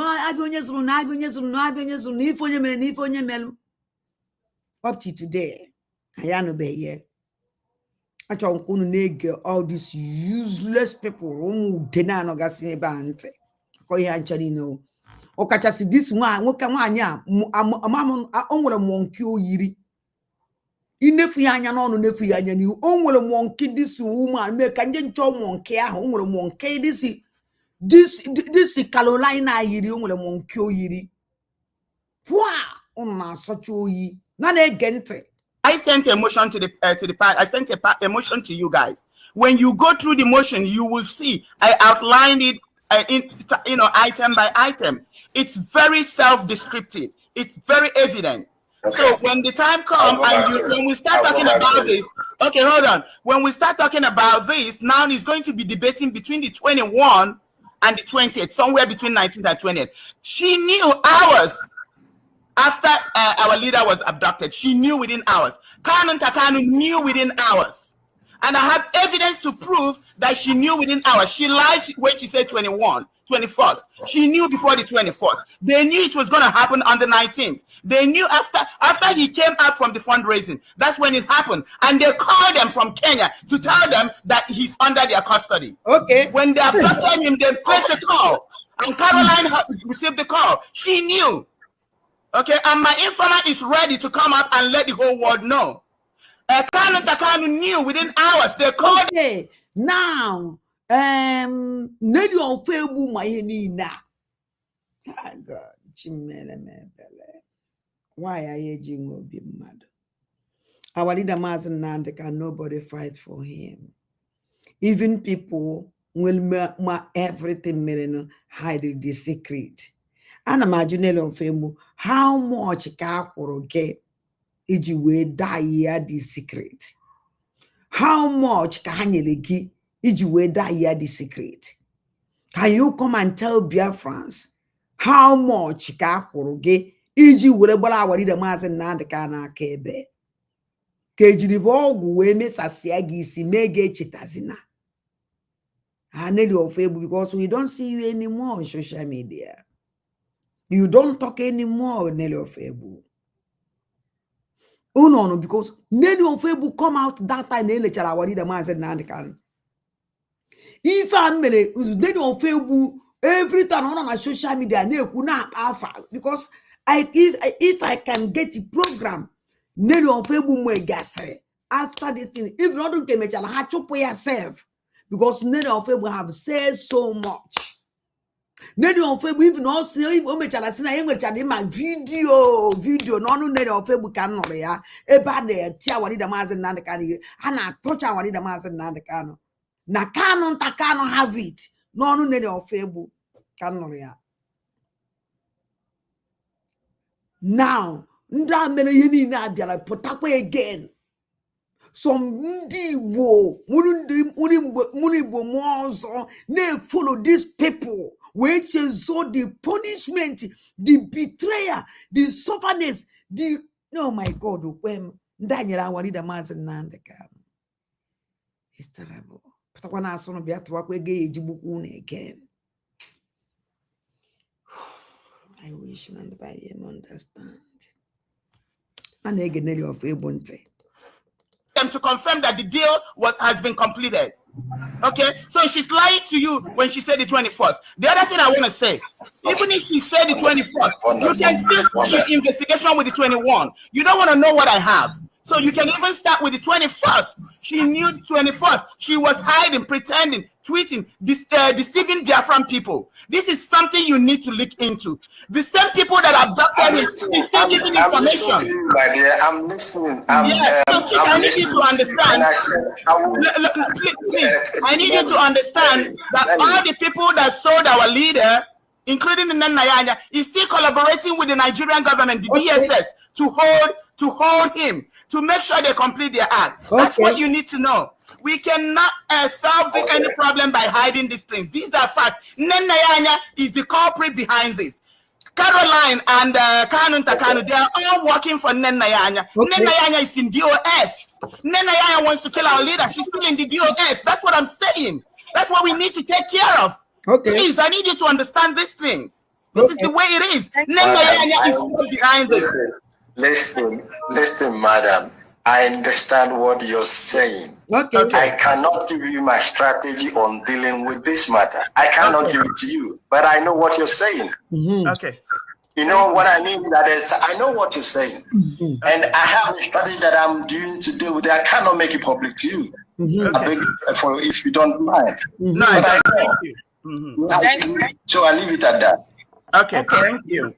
Thank you so much, sir. And were you aware of the individuals that couple in our Samoyi? Nkaguke wem. Uno no ife Nelly of Ebu. Uno no ife Nelly of Ebu gulo. Nelly of Ebu aso hanya. Nelly of Ebu atu hebu. Nelly of Ebu call the names these criminals are incapable to call. Oh, na chike do them siniamaro. Nelly of Ebu meleka chike do them mala. Nelly of Ebu meleka chike do them mala. For direct, go and see them, ask them. They knew. This program on our watch program in 2021. This program 2021, so few days or few weeks, don't care a week or 2 weeks. This program Kunu wole fuzem benne na yanya na Kanu Takanu bidro this their deal. All refer today. Shows you that na yanya na Kanu Takanu sold our reader. Collect ego. Because na neka nena yanya ebutegi ke. How? Mad knock it over lawyer and ye buya no joka. Agwala mo fa. O even ngwala ọbata obi esi a. Hapụ m ka m pịa nda ka ụkwa pụọ maka onugbu bie fa ka ọkazi onye nsị gị lụwa with this person ọbata obi sị mụ na m na-emebisiri ihe m na-akparị ndị kabinet ya wanazie n'anya ebe anyị nọ today. Look at us. Look at us. Now don't hug. Ọbata obi ebidokwa ibe ahụ o mere mgbe ahụ. Ọ na-ahọgụ na Nigerian gọọmenti afụgo that na ọdụ open ịkọwuye na nsi iji ọgwụ kọwunyuo ya anya ọrịacha ya otu ibe na ahụ do easy. Ebe send the delicate. Because all easy. Chineke meele m na Simon ekpa njọkụ ebele. Ihe mere nwere ike ọ na this one o mesi afọ ya okwu agwụ. Ọkwa ifu this hugging. Vam na-ebe akwa hugging na awadi Simon ekpa njọkụ ahụ ọkọ ya. Program niile ọ na-emezu hug. We tell them to tell our Simon don't know hug. Nah, hug. Amana nwoke na hug kwa nwoke ibe eche. Amawụbụ ya ka vava jiri wee bịa wuru homo na ụmụ homo na-ahụ ọgụ onwe ha nwoke na nwoke na-ekwe n'aka na nwaanyị ka a na-ebi ọma amakwu na a na-ebikwa nwoke ọma ọ dụkwa egwu na njem Biafra anụchiene m ntị hichie anya abomination ọwọkwa abomination na nwoke maka nwoke ibie no mana nwoke ị na-etizi họgụ m ihe ọgụ agwazi nwoke ibe họgụ m ihe ọgụ o nwere wode nwoke na nwoke si amakụ ha na-ebugodo ụzọ kwee n'aka jide onwe ha wee makụọ uche aka aba ji aka aba kwuru onwe mere different abụbe m enwe nwoke gbara ọsọ bịa makụọ nwoke ibe o ya ebugodo ụzọ kwee n'aka ewezie ha were aka nke ọzọ wee makụọ ọka isi eme enu nwoke were na-eje na social media ebe akpa ogene hey ada mmụọ ehusie n'anya na na-ege ntị ụmụada ha iwe na na-ege ntị ife Nelly ofu egwu achọrọ m ka unu jide this point na Nelly ofu egwu na 2021 2 weeks or 8 days after ka ejidere Agbarida Maazị Nnamdi Kanu ka Nelly ofu egwu kwuru exactly what happened ndị dị involved na setting of Agbarida Maazị Nnamdi Kanu. She mentioned Kanu Ntakanu and nne nna ya anya and the Carolina nke wawu secretary anyị amaghị ya na na-ege ntị. Called for the closure of our accounts. If I was aware of the individuals that were associated with the closure of our accounts. The ESN account. The ESN account. Well, I was aware that there are names that was published by Mrs. Nelly as those who have something to do with that. And also I received some written communication from the same name of ọbata obi nọ bekwara ebe Agbarida nọ ozigbo elelefe Agbarida Maazị Nnamdi Kanu account creation of account nda n'ebe 2 weeks or getting to 2 weeks a na-agwafa na dia leader n'isiri instead ha nwee maka esi gbakogodo aka hafụgodo ego mara ka esi mee ka asama na Agbarida Maazị Nnamdi Kanu ya do save ya na ebe akọ akụkọ ego creation of account the sentiment na Simon just were na ntị unu bịara oche ngwa Mrs. Eze on information to receive from the bank about the report and all that. And in that official communication, yes, the account was reported to fraud. Who reported it was not stated. And have said, yes, Madam Nelly has names published, But there is only one way I can be sure that these names are there involved. They are genuinely, there is an indication that they are involved, and it's possible that they are. But then, if I do not have a supporting document from authorities saying, yes, this individual or these individuals reported this account, that is, for me, still an allegation that cannot be proved. And I'm not expected to act on that, because that is what I'm being called to do. And I requested, and I've said, even when Mazi, I believe Mazi Muru and Osama came to you to speak to you mothers, they also mentioned it, but if they didn't, let me say it now. If what I requested initially, and that was that if there is a possibility to get, even if it has to involve an attorney to make the bank give us that information, because we are customers, we are entitled to it somehow, according to US. Let us follow that process and get that information. It will seal the whole matter.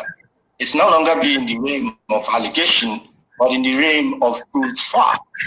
And if you act on that, the spirit and humans will be on your side. Without that, I'm sure nobody will act based on mere allegations. At least I was not taught to act in that form. Thank you.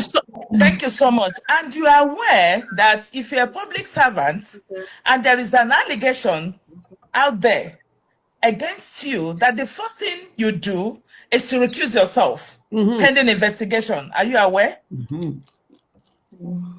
Sorry, what did you say? I'm aware if you're a public servant and allegation is if you're a public servant, okay, and there is an allegation, against you, and it is out there in the open, what do you think you're supposed to do? Are you supposed to recuse yourself? Na nwaanyị a ntutu arụ ama mebisi evutu ya ahụ amamihe mma akpa isi nke a akpakpọ nekere ajibe mmadụ vu n'isi na nke a mmadụ iji tiri onwe punishment na-anya ajụjụ Madam Azuka na-ajụ as a public servant, do you aware any allegation public are you they must come and Madam Azuka, look at the question in ajụ ibe kwesịrị ha ọjụjụ onwe dị ibe ji eme allegation na-ekrozulu ego mana ị naghị ejezi n'elu ofe egbu na ebe a na-agwa gị ndị dị involve na olule elere awadida Maazị Nnamdi Kanu. Ị naghị aga side ahụ isi Neri ikwuru gịnị ịdị sure isi na gịnị mee ka eji esi mie you don't even talk ga side ahụ. Ụmụnne m achọrọ nke unu fụ the kind of criminals ndị na-abịa wetara unu Biafra. Owu na ndị Igbo continue na-ata afụfụ a na-egbu unu, continue unu na support ndị na-egbu unu. And let me tell you something, if you support onye ọwụna gburu gị, mmụọ gị can never go revenge. Welenu ntunu melo oche. If you support somebody, onye ahụ na support egbuo gị, your spirit can never go revenge. Also, ọnwụ na ndị bụ vutere ozu gị, wele mma kpa ego n'aka, wele egbe kpa ego n'aka, wele mgbala kpa ego n'aka, so gụchụgharịba ndị na-egbu gị. Kedu ka ị ya esi na-achụgharị onye ị na-eto na ogbuo onye ọzọ? Somebody na ogbuo mmadụ itoye, ị na-enye ya access o ji egbu ndị mmadụ, ọ na-aga ị na-eto ya. Echi niile onweze ka o si tụgharịa gbuo gị, mmụọ ga-ejewe ọgụ. Ebe ka ọ na n'ọgụ eje. Ajụjụ ka m na-ajụkwa, ịma ndị be anyị bebe asọ ga na ma omenala anaghị nwere ihe ọ na-asọ, anaghị nwere ihe ọ na-asọ, anaghị na-asọ nsọ alụ. So ya ka na-eme ka unu mala ekenekwa m unu na na-ege ntị ihe niile neritiri mkpu ebe a kwuo na ya ji evidence na-ekwenu na-enu onye a na-enu she call names Madam Azuka ya zaba no madam ka ọwọwa ozikwu nwa agbọghọ ihe ọwụ iviri nwaanyị o nwere ka nwa agbọghọ ba ha na 30 years ọzọ madam ka ọwụ ọ gafego ihe ọzọ madam ozi madam nwaanyị cross na 30 years ma ọnụrụ di ma ọnụrụ di ọzọ madam ka ya na-edresi as because ọ madam ka ọwụ Madam Azuka this idiot pụtara kịta edezi na our leader Mazi na you are aware that our leader Mazi Nnamdi Kanu is in charge na Sokoto prison. Our leader Mazi Nnamdi Kanu is in charge na Sokoto prison. Kunu na-egbukwa ọchụ na-etinye our leader na Mazi Nnamdi Kanu maka ọ na-plan on to finish him forever and ever. It will never be well with you people. Ihe niile nele ofe egwu kwuru nwaanyị a ya epik and ọ bịara ebe a ịchọ ife mere our leader ya ka o ji wee someone Chike Edozie m now neri ofe egwu wee nọrọ na public wee nyefasị ya na-ekwenu ndị involve n'ife mere our leader Maazị Nnamdi Kanu Madam Azuka hapụ ndị a na-eje na creation of account. Hey God.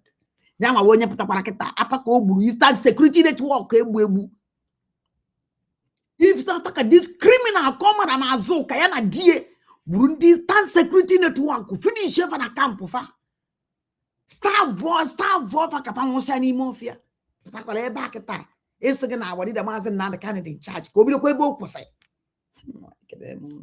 na-ege ntị na we dey here. Or maybe step aside pending investigation. Or even the company will tell you to step down for investigation. Are you aware as the head of DOS, what do you think you're supposed to do? Immediately you get this kind of wordy allegation. What do you think you're supposed to have done? When I received wordy allegations against Principal Servant. If you're a public servant, if you're serving in an office, okay, and there is an allegation against you. Madam, don't do hypothesis. Tell it to me how it is. We are in IPOB. We are not in companies or friends. Just let us follow that process and get that information. It will seal the whole matter. It's not a document from authorities saying something to do with that. And I'll understand these things. This is the way it is. Behind this. Listen, madam. I understand what you're saying. Okay. I can't. That is, for me, still an allegation that cannot be proved. And I'm not expected to act on that. Because that is what I'm being called to do. And I requested, and I Mrs. Nelly, as those who have something to do with that. And also, I received some written communication from Mrs. Eze on information they received from the bank about the report and all that. And in that official communication, yes, the account was reported to fraud. Who reported it was not stated. And I have said, yes, Madam Nelly has names published, but there is only one way I can be sure that these names are there involved. They are genuinely, there is an allegation that they are involved, and it is possible that they are. But then, if I do not have a supporting document from authorities saying, yes, this individual or these individuals reported this account, that is, for me, still an allegation that cannot be. You see, on that,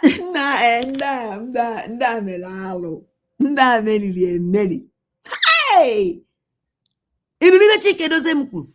Uno manifa now massing na mina neri of febu would the same. Mana even made Simon Panjoko Canelli of febu mekwala during our leader mass and the canon. Nelly of febu so the only person nene fanya niru call a spade a spade. Now to akasigi this person go and ask him. Many of them have a whole lot of information. A whole lot. Hi. Eya pokete neri of febu. Walk with neri of febu. Now, with everything. No one of these criminals. The ready. No one of these criminals are then compromised.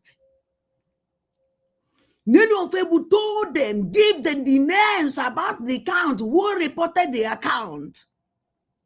Now, what can close the account? Do you know what this idiot said? That no one I am with anything from authority. Authority. From authority. From authority. Now that this name is a allegation. I was in authority on a chenuka or authority, American government, called British government, called British Amalamo authority, Chike, there's a authority, dog of a authority. I don't know. How can you investigate? Somebody gonna get how do you have these names? Prove. Give us that proof. Chike doze mana deku. Komala prove neli of Webuji. If a Chike doze authority bazienya. Without authority, Chike dozem can never take even of Facebook. No accusation. You see why our leader Martin and the Kanji were not alone. You see the reason why we're back here, our leader Martin and the canon. You see the reason why we're back here, Batobie may abandon. You see the reason why. I'm very sorry. Hey! On the Batraketa, this is the interview, Umar, because Canon Takana and Nayan and the criminal dog of criminal nonsense befa. I palayed you no wefa. So, how will you know that Naye Chezogo, Ive Kuruno Nesi, this is the interview. Damire Chike dozie na ada 2 weeks after Kandale la wali the mazen na the kanu kego. This is the interview na 2021. Came in this interview. I think kanje wo putara fire. Normal this interview was in a gavai raketa. Everybody must use this interview to do something, but who we talk? Everybody the compromised. Onye ona chola ego. Onwerozi onye eziokwu. Onye ona na-ekpuchazi alụ. Ndị anyị na-afọ na social media. Nobody is talking to save our leader Mazi Nnamdi Kanu. Is so bad. This program and during that time, if I got media personnel, you got all these videos. I'm sorry. None again. And I'm not expected to act on that because that is what I'm called to do. And I requested and I've said, even when Mazi, I believe Mazi Muru and Osama came to you to speak to you mothers, they also mentioned it, but if they didn't, let me say now, if what I requested initially, and that was that if there is a possibility to get, even if it has to involve an attorney to make the bank give us that information, because we are persons, we are entitled to it somehow, according to US. Let us follow that process and get that information. It will seal the whole matter. It's no longer be in the realm of allegation, but in the realm of proved fact. And if you act on that, the spirit and humans will be on your side. Without that, I'm sure nobody will act based on mere allegations. At least I was not taught to act in that form. Thank you so much. And you are aware that if you're a public servant and there is an allegation out there against you, that the first thing you do is to recuse yourself pending investigation. Are you aware? Sorry, what did you say? If I'm aware, if you're a public servant and allegation is against if you're a public servant, okay, and there is an allegation, against you, and it is out there in the open, what do you think you're supposed to do? Are you supposed to recuse yourself, or maybe step aside pending investigation? Oh. Or even the company will tell you to step down.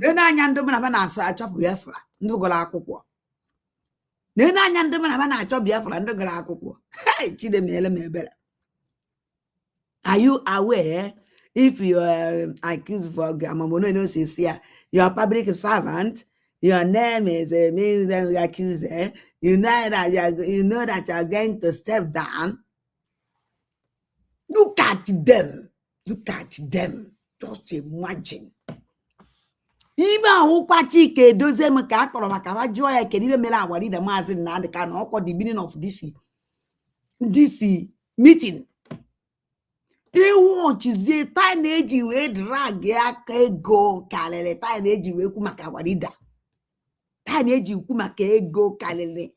Na ibe nne nna ya anya ebe a na-achọzi kịta imezi nne nna ya chọzi ka nne nna ya anya step down because of closure of account. Ọwụkwa na nne nna ya anya na-adịtụ not because of na afa ya dị na ndị betrayal Awarida Maazị Nnamdi Kanu. Wele no ntunu mele oche. Watch and these criminals, all these zombies, ada ha iwe ya niile na here. Na apia dibe kwere ike ni n'ọnụ dibe meto ewefutaba nwe bama were piabusie dibe ọnụ ọpa nwade fa. The kind of question a woman call Azuka educated and learned person. Oh, one in a boy with the American international one intelligent woman. When he see about Sumo when something happen, how do you manage that thing? Ke brain you use? Okay, see, I'm only my fair. Be rented. Look at the question. Look at the question. Now they again to come for how stupid in that. For investigation. Are you aware as the head of DOS? What do you think you're supposed to do? Immediately you get this kind of wordy allegation. What do you think you're supposed to have done? When I received wordy allegations against principal servant. If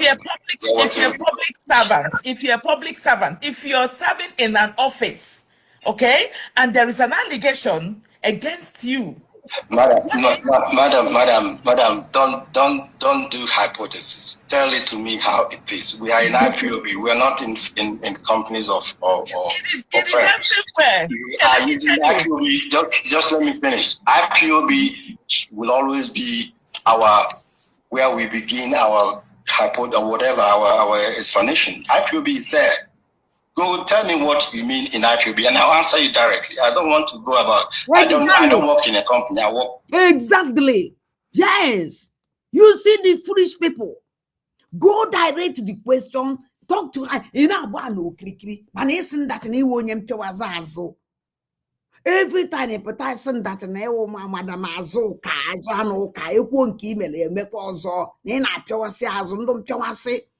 common question na agbala no kirikiri.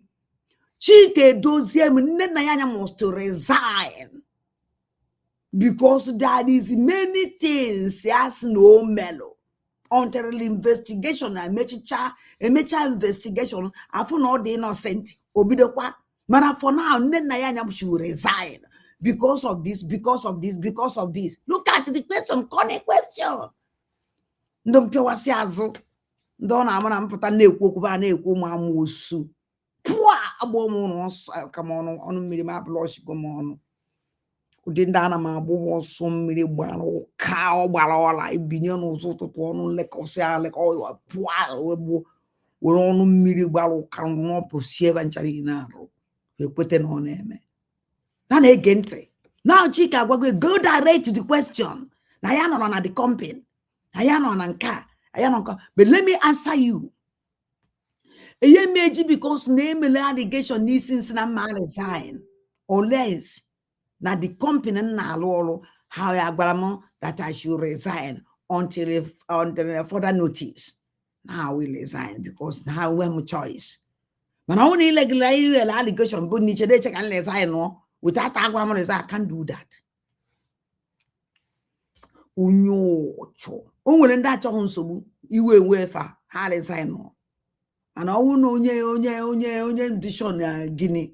Onwere ndị ala like ivuri. Onwere ndị their heart adi boom ya ife ike. Juwon zolo onwe ike. Da me oge ọnụ ọbịa ọrụ mkpụrụ obi ya na-akọ akọ oburu bọọlụ n'obi mana onwe onye awọ ọwụrụ ọsọ unu si ebe a kọrọ pụọ mpụa ọmama ohes na m emeghị ihe nke a gbasara ụnụ na ife mmemme wa achọ m otu m esi wee adopt all the situation ka ọ hafụ inye m nsogbu chututu ana m abịala onwe m ọrụ ikerela m enwere m chance ọ ife m etinye ụnụ n'alụ na na-egedisi ụmụ anụ ọbịa no wonder master prophet ji kpọ ha ụmụ ada ha iwe exactly nwere ife ahụ afọ ahụ nyere ha dachi na na-ege ntị.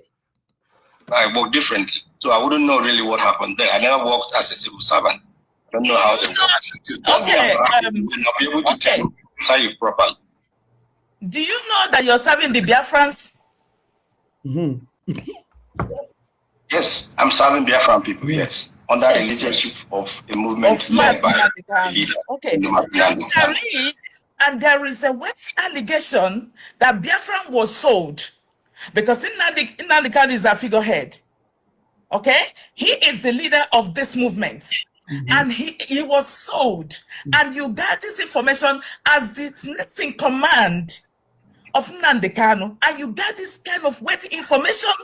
And you never cared about telling those people to step aside pending in the investigation. Even when one of them was stressing, shouting, talking to you, writing memos, telling you that I have evidence. And you never cared to bring those people in question.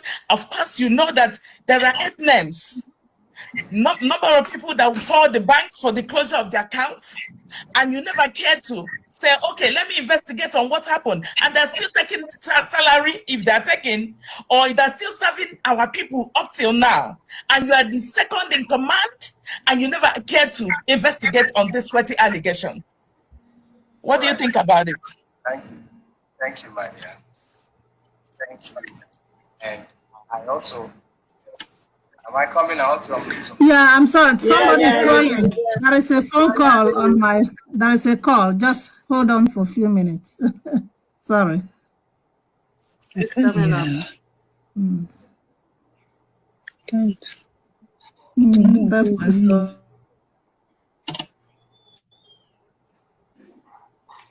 There is a call.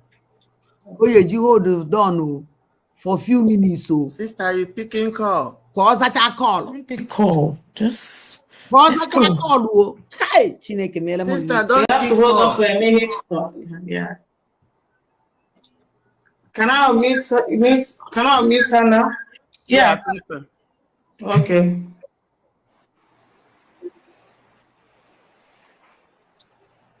A na-eche ka ọ sacha kọlụ ndị na-enye unu Biafra ọkwa kapụtakwala kịta.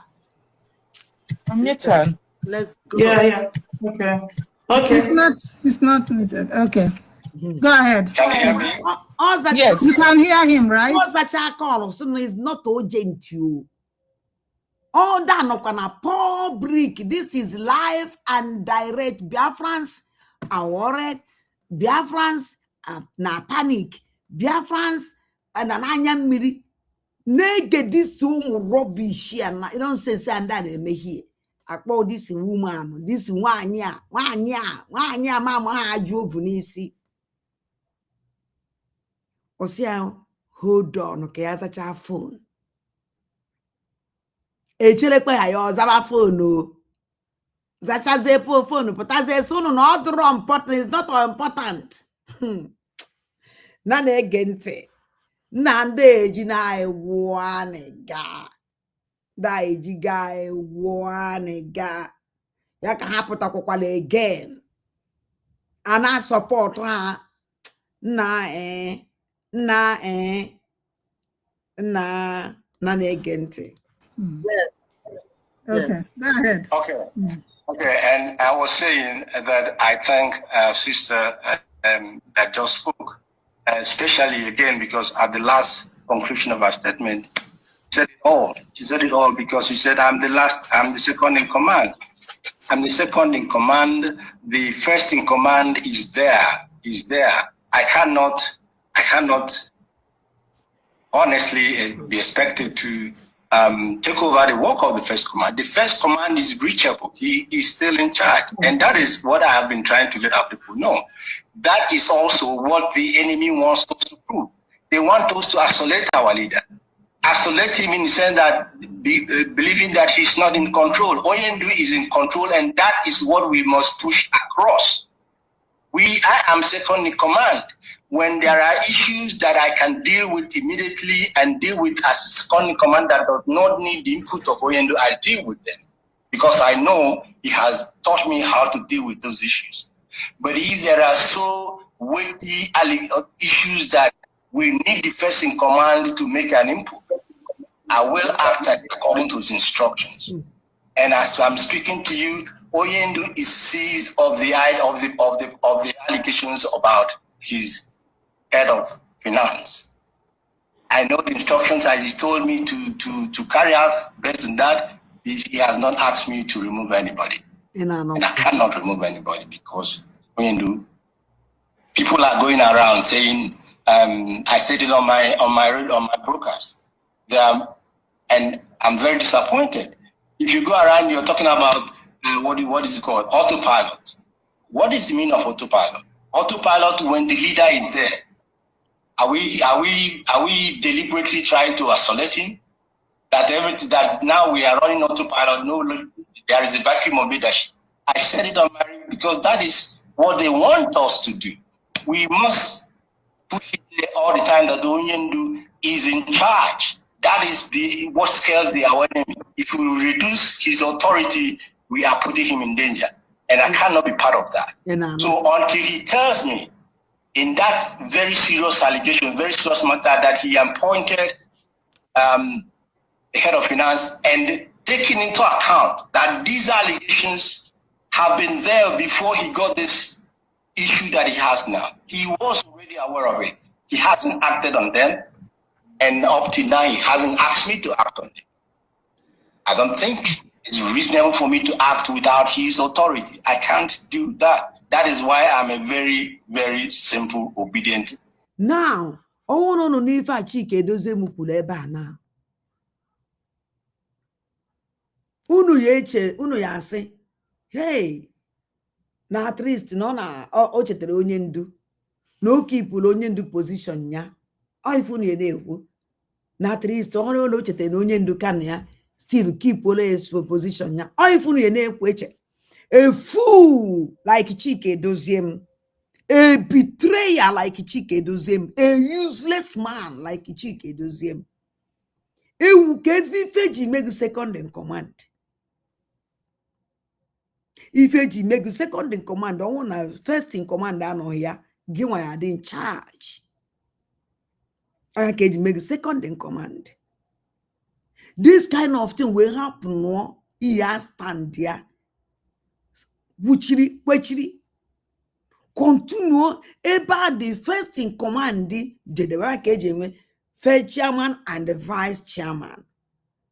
Ọnwụ na chairman anọghị ya, vice chairman will hold a meeting and they coordinate the meeting menye ọfụma.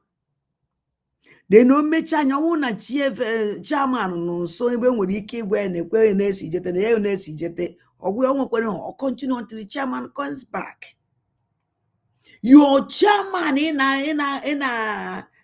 a second in command there will a problem. Man AG and the OGG man when we are happy at an echi. And when I wag that nandigin a fana look all they involve near a second in command again. Oh my, they involve near your first in command, your chairman. Na chike do na nnen na ya anya aki ya the new family awadi da maze na and carry your first in command. Ewe gwa gi sigi kedu ife iche n'ime ya je go do by the side suspend her until the further notice. Esi ni ye enwe because of na awadi da maze na and carry stay in charge. No onya nwa wonye ye eme kezi fi wuzi kefi na aluzi. So na hey, uno fugo nanda nine they compromised. All of them. Jiko dezemo nwere ike ijeje nu onye na agbo mekoro meeting on we la warida. Oje baba ya mgba. Onwu na Chike dezemo ne onwu no suspend ye chi neka chi that's neka chi means. Onwu no suspend ye nne na ya anya. O ya suspend ku onwe enu now. Because na nne na ya anya and the Chike dozemu and the Takano, all of them compromised soul awari the mass and that is why Chike doesn't can never do anything up to today. On the che mbosu awari the mass and potaziri from ebono gwazienya sia that na hi na negente.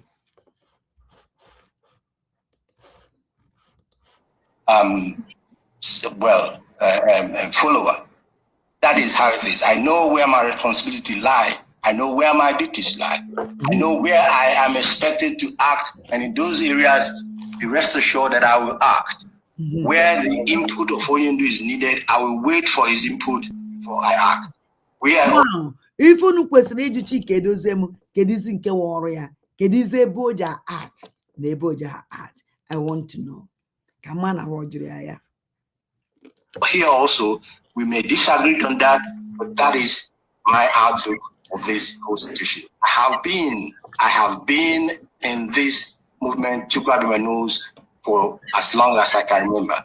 And I took oath to protect it, and I took oath to be loyal to Onyenuma. You see this oath, you see this oath. Uno fru oath and dan ekwu oath a emebiri ife. Maybe something. Kona hana art to the answer now. If I could say art kana art, whether a oath or not, or the same. We're going to take a oath. If I Chike doesn't name, you are actually make a name because actually no sabo. Because on I take you now, boss of oath, then can never sell our leader. Because this oath to the this Allah how will our in the master na can knock on this oath to take it. And again Chike does it. And so I will remain in that line. Thank you. Thank you so very much. Do you know we are talking about this because we did not wake up that day and hear that Onyendu is dead. Thank you. Are you aware? I'm sorry, my dear. What did you say? I said, do you know that we are talking about this, talking about investigation? We could have woke up that day and Mazin Nandekanu is dead. Chukwu Di Ya forbid. Chukwu Di Ya forbid. A billion times. I can't even imagine that kind of thing is going to happen. It's not going to happen. I imagine when you raise a matter, let me respond. And I'm going to. Now, I want to ask Madam Azoka. Aoku okuru kita kedebos. Kedebo kwasa. I may understand the okwu because any they make because okwu Madam Azoka kuru. Amadu me boy oji we to okwu. Amadị the reason why o ji kwuo okwu a eme m understand because okwu o kwuru now enwere otu o si wee dabanye n'ife ọ na-ekwu na ajụjụ ọ jụrụ. Now ajụjụ ọ jụrụ why Chike Edozie mejibe suspend nne nna ya anya o wee sị ya na ya tekiri otu ya suspend na ọrịa Maazị Nnamdi Kanu na ya o wee weta eziokwu a. Anyway, amara m sọsọ ya nwa marizin nwere ike ọ ka na-aga ịta ma m. I'm speaking to you as modest, but I'm going to put my positions clear. Okay. This is what I can even imagine. You can imagine it, and I'm not going to make it to be imagined by answering to it. I can't imagine it happening, and that's my answer to that. Okay. Please, can I say something? Miss Rosemary was raising. Madam Rosemary. He's still talking. He's still talking, children. He's still answering. Okay. Go ahead, Maz. Because I will take 2 more questions if I beg for your understanding. More questions that may really need my answers that other officers haven't given answers to. And I will honorably and humbly ask. Okay, please can you guys excuse me to ask one of the questions since they allow you to? So Mazi, can you still hear me? This is Nelly. I can hear you, madam. Okay. I'm going to start by saying that everything you said, I disagreed with everything you said, but I agree on one thing now. Did you said about Onyendu giving instruction? Do you know that Onyendu gave instruction for the liaison account, for every single dime in the liaison account to be moved to the ESN account? Are you aware that Onyendu gave that instruction? I said it tonight on my broadcast. I said it, madam. If you listen, you will hear me say it. I said it there. Okay. And do you know that she has refused? For your knowledge. Okay. Do you know that she was at the regional meeting and she said it will be over her dead body before she transferred the money? Did you know that part of that story? Now listen to me. I haven't finished answering your question. Oh, okay, sorry. If you may permit me, I said in my broadcast, of course, I was aware that I spoke to her. I spoke to her. That's the point. Because it's not everything I do that I got directive of what to do. I spoke to Mrs. Chinyere, Ms. Onwole. I spoke to her and I conveyed Onyendu's instruction to her. And Onyendu's instruction was that she should transfer every ESN phone there to the ESN account used. I told her that. And she told me that, yes, Mazi, she will agree with me on everything, but this one she will not obey. I said, no problem. I have delivered, now listen, I have delivered my message. And I went back to Onyendu. And Onyendu came back to me and told me what to do. And I also said it on my broadcast. Okay, if you do not want to transfer all the funds there to ESN account, now, you must not remove any more kobo from that account. From today that I made it clear, because the time that the opportunity, not opportunity, but the time that we will ask the auditors to look into that account, it will be on record that you were told from this date not to move any more funds on that. I said it on air. So, I am doing what I am asked to do. I'm doing my work, I believe. Okay, one more thing. What about the instruction that Onyendu gave to Nenayanya? What instruction? To move all the money, ESN money, in her position to the ESN account. The same thing that she told you, that was the same instruction that was given to Chinyere Onwunye. Nenayanya was told to move all the money. She has not moved a dime.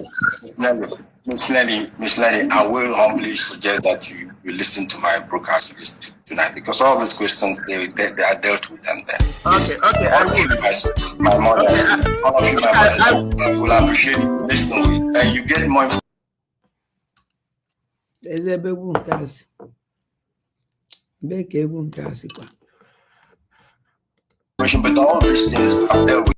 From what you told us today, and from what we already have from Mazi Chinasamoru and Mazi Ofoma, is down to every Biafra man, woman, child, or adult, or anybody, that Miss Caroline Uche Nna Okafor Corners is part and parcel of whatever happened to our Onyendu in Kenya.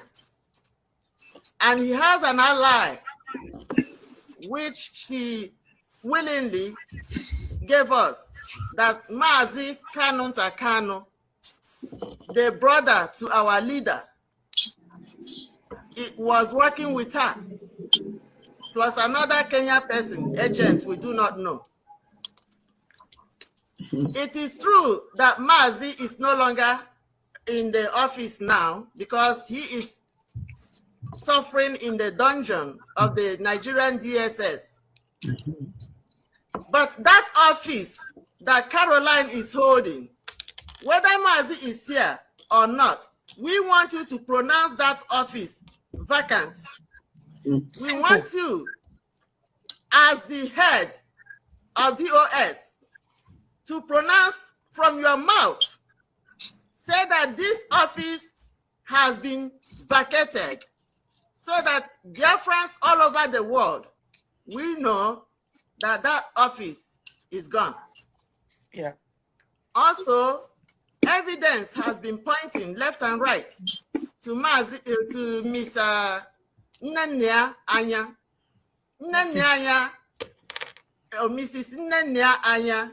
Mrs. Nnenia Anya has been occupying a very important position in Biafra struggle because she has been the World Bank manager that has been in Germany up to now. And she has betrayed us. Mm-hmm. She has betrayed Biafrans. Mm-hmm. She has betrayed everybody mm-hmm. that put their hope and their struggle mm-hmm. in this Biafra restoration. Mm-hmm. She has betrayed our Onyendu. Mm-hmm.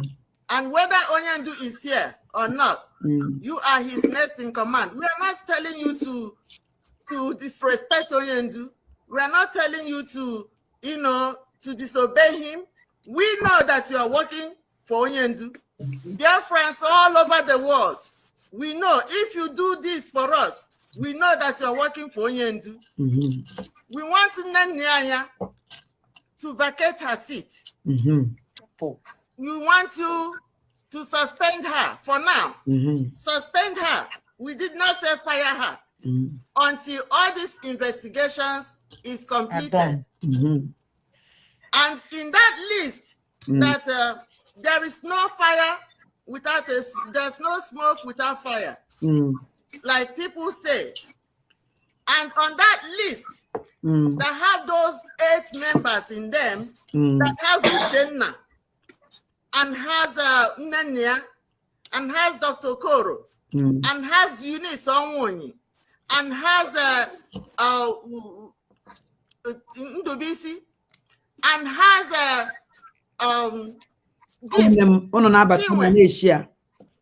what's her last name? We have a lot. Gift. All those people mentioned there, that is the evidence, and that's the evidence of command and control. The command and control means that our Onyendu is somewhere, but you are in his next in command. He gave you before he put you on that position, you know what you can do. Mm-hmm.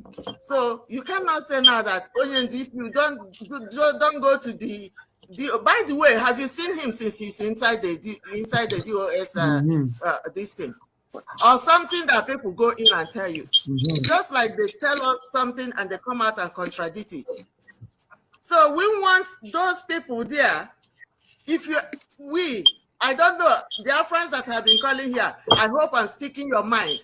Those people on that list should be suspended immediately. Pending investigation. So,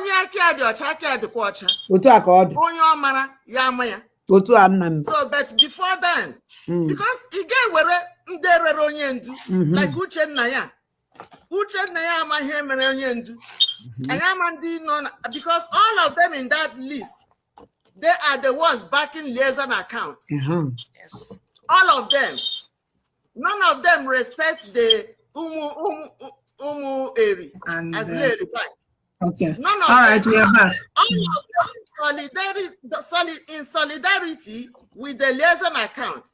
And when I asked about it, Lady Chinyere, she said to me that that is the account that Kanu approved. The one Mazi Chika Edoziem brought was a fraud. So that's what we have been going on.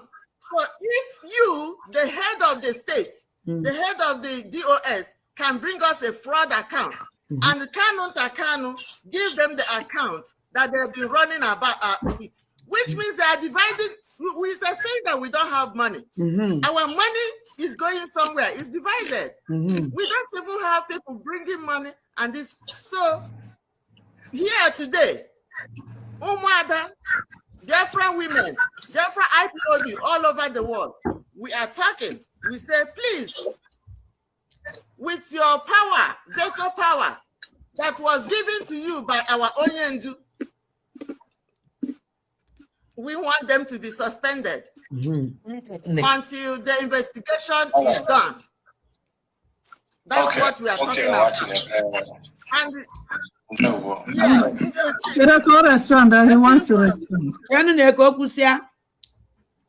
I think your questions you have answered. You have asked a question, right? I don't know if you still have more, because before I forget what you're asking me and to be able to. Before the line was broken, I misunderstood you making two requests. The first one concerned the secretary of our leader, and let me say something.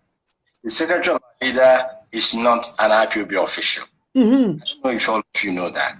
There was a place, I don't know if in a meeting, I wanted to refer to her as a IPOB secretary. I said, she is not IPOB secretary. She is not an IPOB officer. It is for most of you.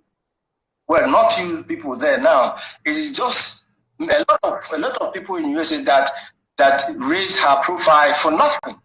She is a private secretary to Onyendu. And if Onyendu is not there, her work ceases. I have nothing to do with her, because coming on air to announce that she's to be is to make her important. As far I never spoke to the lady until these issues began.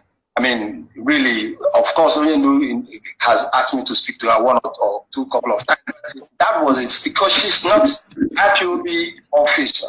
So my point, and I'm still going to maintain here, is as far as Onyendu is not there, then she has no job. And if you ask me to come and announce her, if she's an IPOB officer, I will come and announce her. Her post is no longer. There is no post that connects IPOB to that she's holding that connects her to IPOB. Onyendu's private secretary. Now, regarding Mrs. Aya, I will use just Onyendu's word to answer that. To answer your request, I hope all of you probably are Nanuibo. I respect. I do honestly respect all of you from the bottom of my heart. We may disagree on certain implementation that concerns POB. We may disagree, but that does not take away my respect for you. Now, Mrs. Anya Onyendu will say, timing is the key. Timing is the key. I already said that here that the methodology or technique that I'm using to deal with some of this is not what I'm going to make public. And I believe taking into that word, timing is key. At the appropriate time, these things will be done as yesterday. But pushing me to do it before that time may even be more negative and positive. You see, I am aware of the expectations of our people on this matter. And the reason why Chike Dozie Eji just suspend Nayanya Umakana Chike Doziem do compromised. Secondly, the reason why Chike Doziem Eji just suspend Nenayanya because of 2,000 euro anakuya every month. Or not suspend the Nenayanya. That is salary anakuya every month. So Chike Doziem protect his interest before Onyendu, because all that now suspend Nenayanya.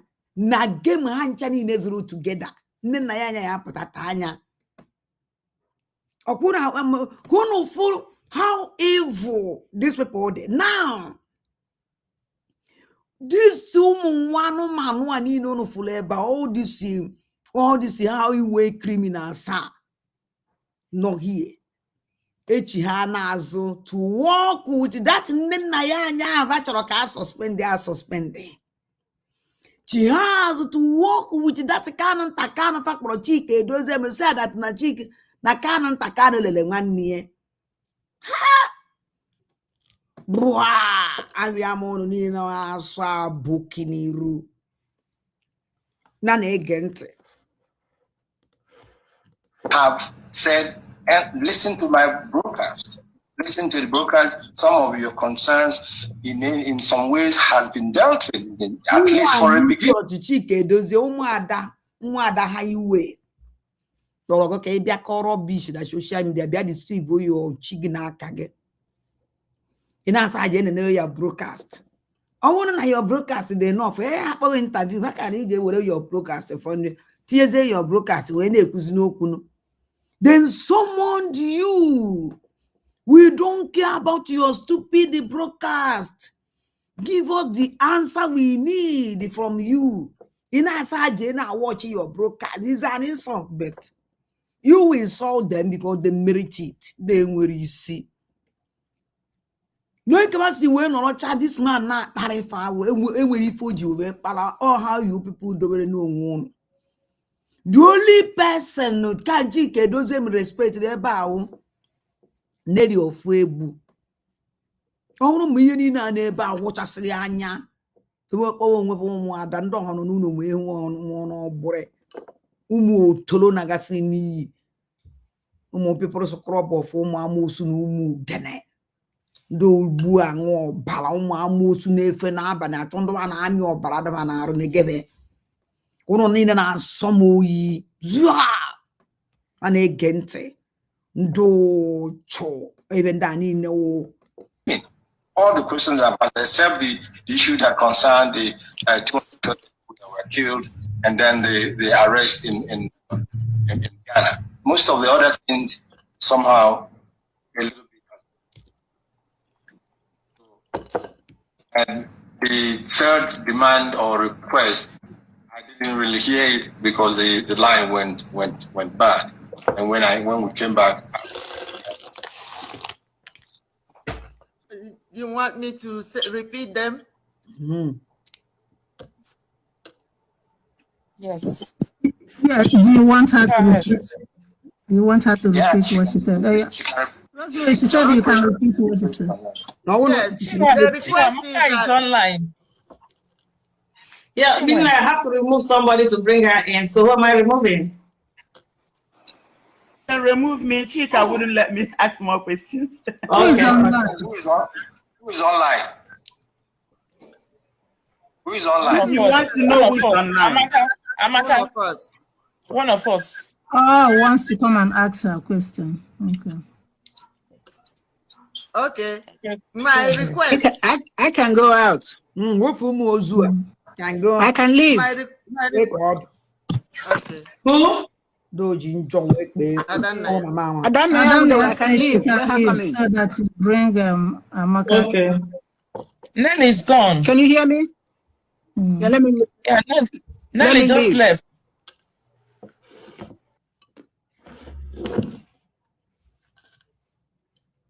Also, Nelly won't you kweba. So Nelly of Fabu. Onye dị stand nwee ike imepe ọnụ kwuo okwu na echi acha n'azụ with nne na ya nọ so compromised ndị ụmụ ozu ozu.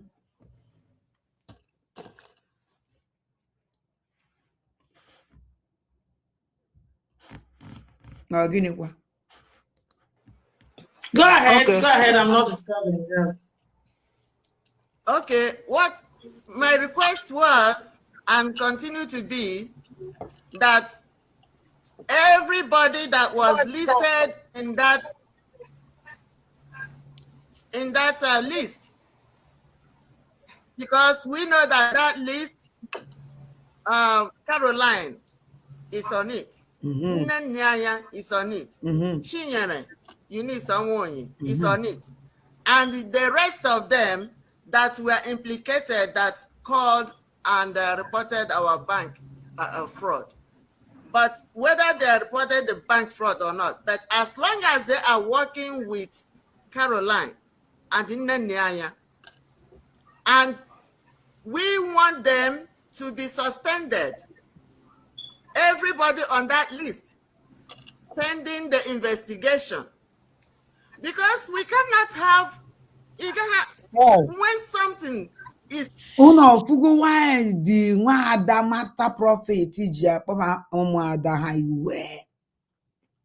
You see the reason why that prophet highway, because they requested ka suspend the Nenayanya Nandotie.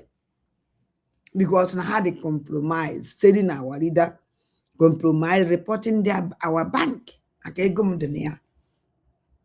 You see, not against is inside your house and biting you, you know, change. Then you come and you tell we are IDOB, we are dear friends. We tell our plans on how to go and get our onion out. But the people on the top that are part of these things, they are directing us. Okay. That's Nanyaya. She's the principal officer. Eunice Onwonyi, she's a principal officer. Mazokoro, he's a principal officer. And all of them. So they are directing us. Okay, yeah. We have to step aside. Okay. I don't know. Now, you know that all these people are principal officers. You know, make a chike, those them whoopun and about Palankata. Well, our leader. Now it's terrible. I never understand though. You know, Koduko when even damn the chike does a mamaro. Oduko when Katava para chike does a mamaro. Oduko when Lalun damn the chike does a mamaro. Chike does them sign them. Chike does them support them. See the movement of Chike does them. See the body movement and with the pulse Chike does them shows you that Chike does them sign all the atrocities. He can never do anything because his hand dina or bala our leader Mazen Nandekano. Because any he too wanna be like our leader Mazen Nandekano. Since the holidays, blood of our leader is dropping every day by day. If you don't know, let me tell you. When you're suffering, mbo one na atafufu. Mbo one no n'ife mbu. He too wanna na-eme gị mgbe anyị nọ n'ife mgbu ị na-eri alele wụ ọbara gị na-apụ. And do anybody mere gị nọ na that is condition mere gị wee na-lose that your blood heat aka onye ahụ abago n'ọbara. Because mgbe heat na-eme gị ị na-ata ikikili eze ịdị ebu ibu arụ ka ị na-ata. And the lie in ata and then ayakwaru is your blood na drop every day by day. Or one song some people mother. Kobala get no bala. Kaka get no bala. Or one song some people mother kaka get no bala. Will if ye me mother's nimere or den don't walk a ma. Odendo onwo kamma. Awarida mazi Nnamdi Kanu unu dobele na odendo onwo kamma. Awarida mazi Nnamdi Kanu unu dobele na odendo onwo kamma. Onwala gwazemi ife dị iche ya na ọbala. Akọwachakwana maka ndị amarọ.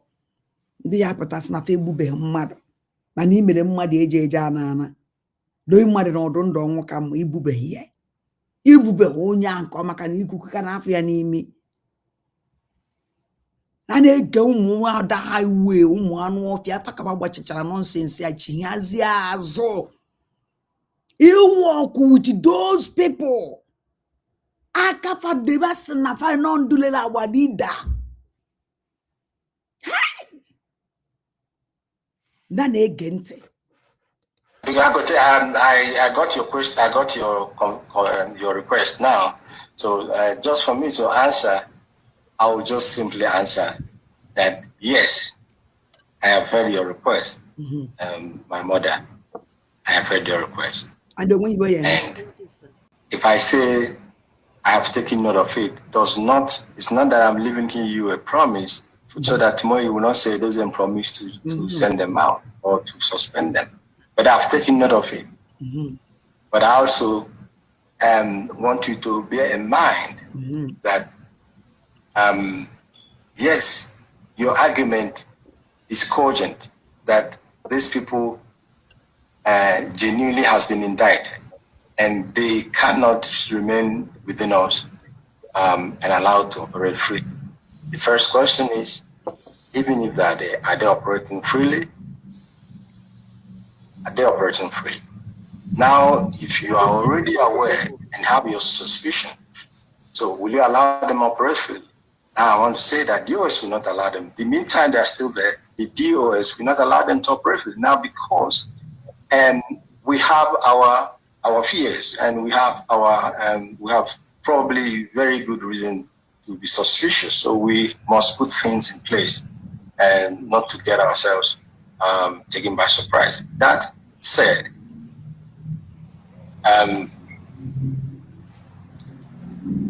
don't forget that taking into account the positions these individuals are holding and also the fact that they are holding our money. I want to ask, don't you think there is a possibility if we do not gradually cut their wings and then prevent them after when now we will sack them from committing any harm? That is also what we have to consider. And you don't know whether DOS, like I said also, these things are, it might not happen immediately that you require them. But timing will be the key, because we will have to make sure that if there are damages that are going to come, it will be a minimum damage when that action that you're requesting now takes place.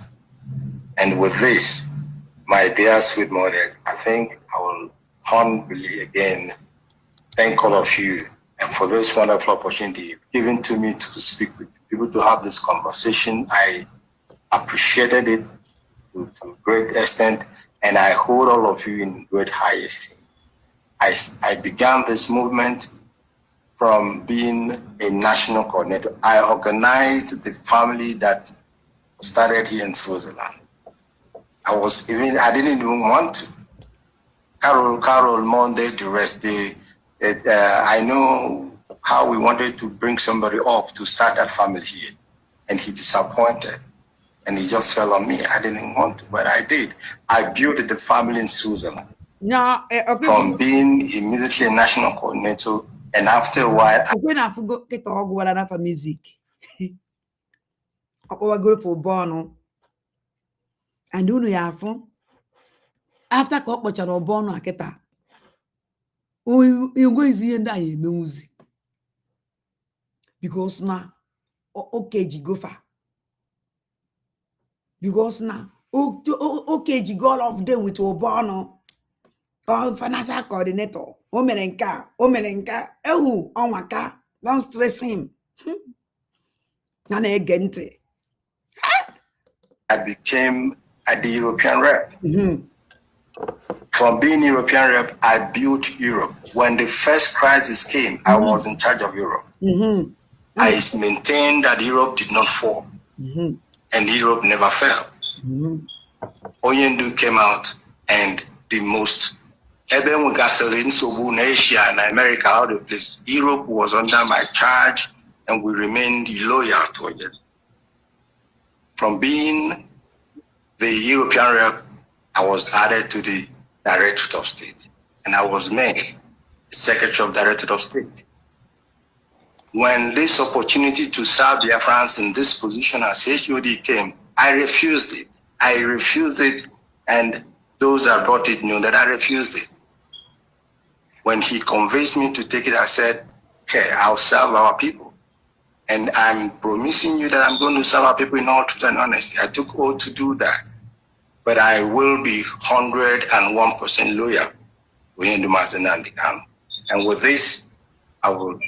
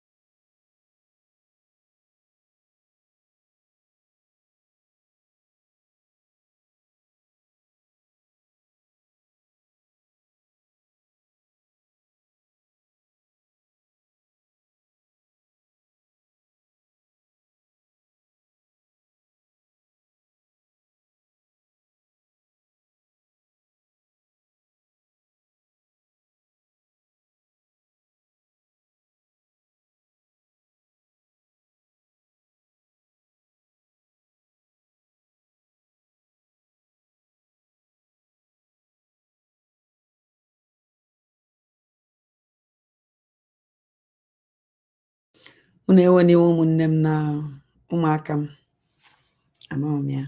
So ọkwụnụ nụrụ now ka anyị wetezi ọkwụnụ nụrụ now. Do you know the reason why I brought this? Ka unu nụ ife nwada kwuru, ife Chike Edozie m kwuru. Mgbe Chike Edozie m kwuru this thing, vesebe ha okwu, ve separate be. Ha ka nọ na one family of dog of Seraut. Mgbe e mere this interview, see that na Chike Edozie m protected nne nna ya anya, refuse ụmụada na ya suspend nne nna ya anya. The only person Chike Edozie m kwetere with the secretary of our leader, because our leader appoint her also na the directorate officers of dog of sellout. Now nne nna ya anya, after ka ha kọchichichara ife niile, achicha mkpi suspend nne nna ya anya, chicha mkpi ime nke a mee nke ọzọ. Now that Kanu nta Kanu Madam Azuka bịalụ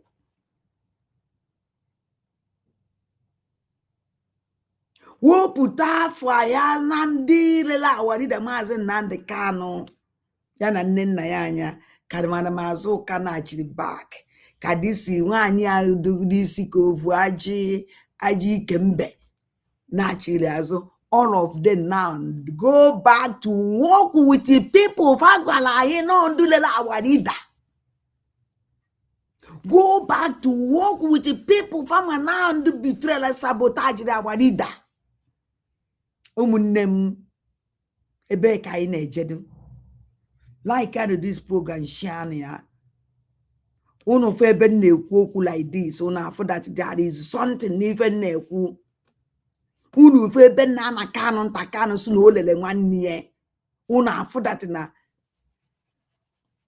ena me mistake. unu febe nna na nne nna ya anya unu amara there is something ọ gafechana onye unu echezogo everybody have forgot.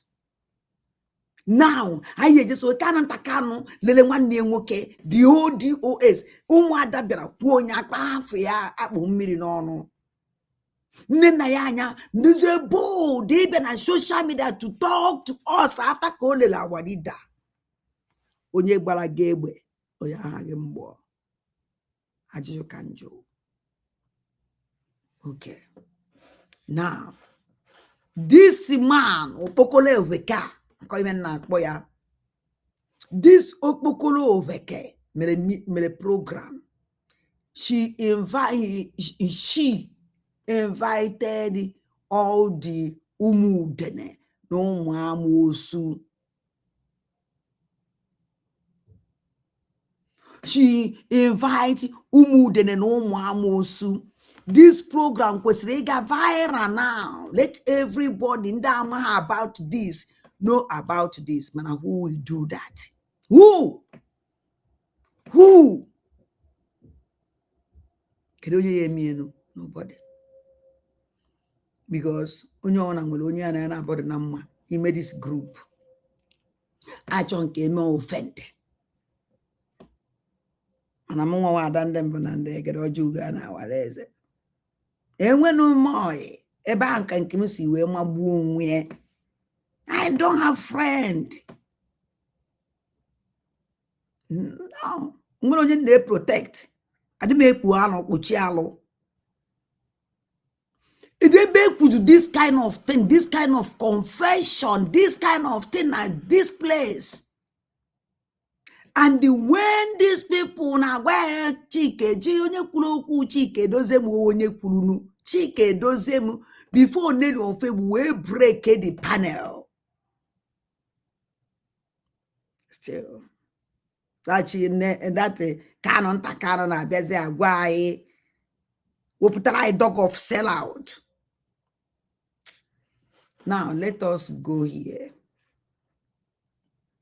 I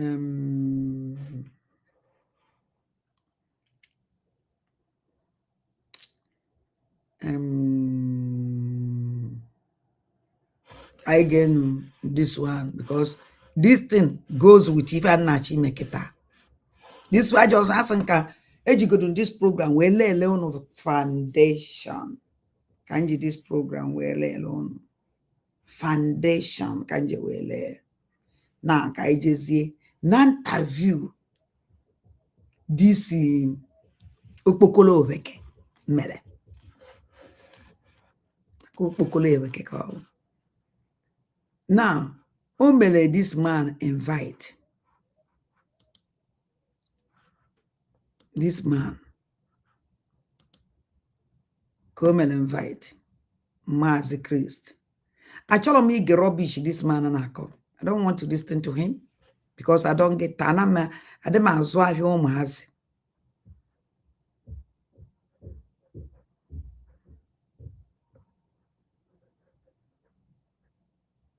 Now let us go to Kanu Ntakanu. I hear them. Kai genante if vacuum here.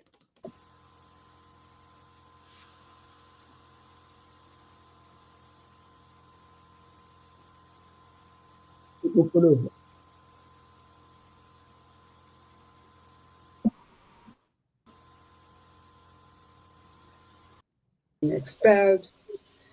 They are no longer, they don't have anything to do, and that by the special grace of Chukwu Di Ya.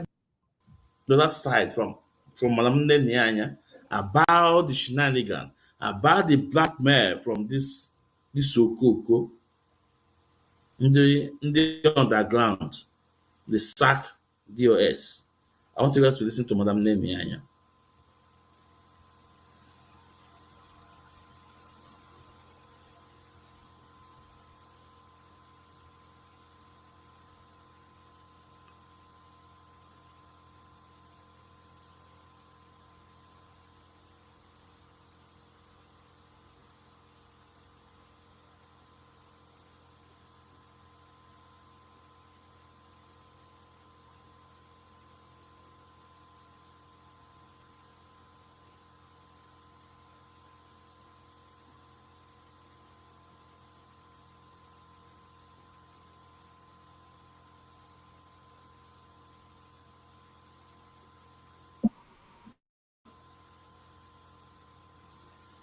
these lazy people that decided to mess themselves up.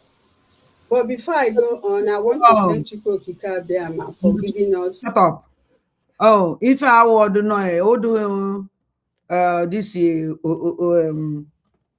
okpokolo oveka ọwụ dị ya wụ onye mere na ọhụụ na o mere ha interview na ndị a pụtara na social media kparịa onwe ha dịsi okpokolo ofeke bịazie wepụtazie wee mee program kịta ka nwetara ife na-eme ihe na na-ege ntị.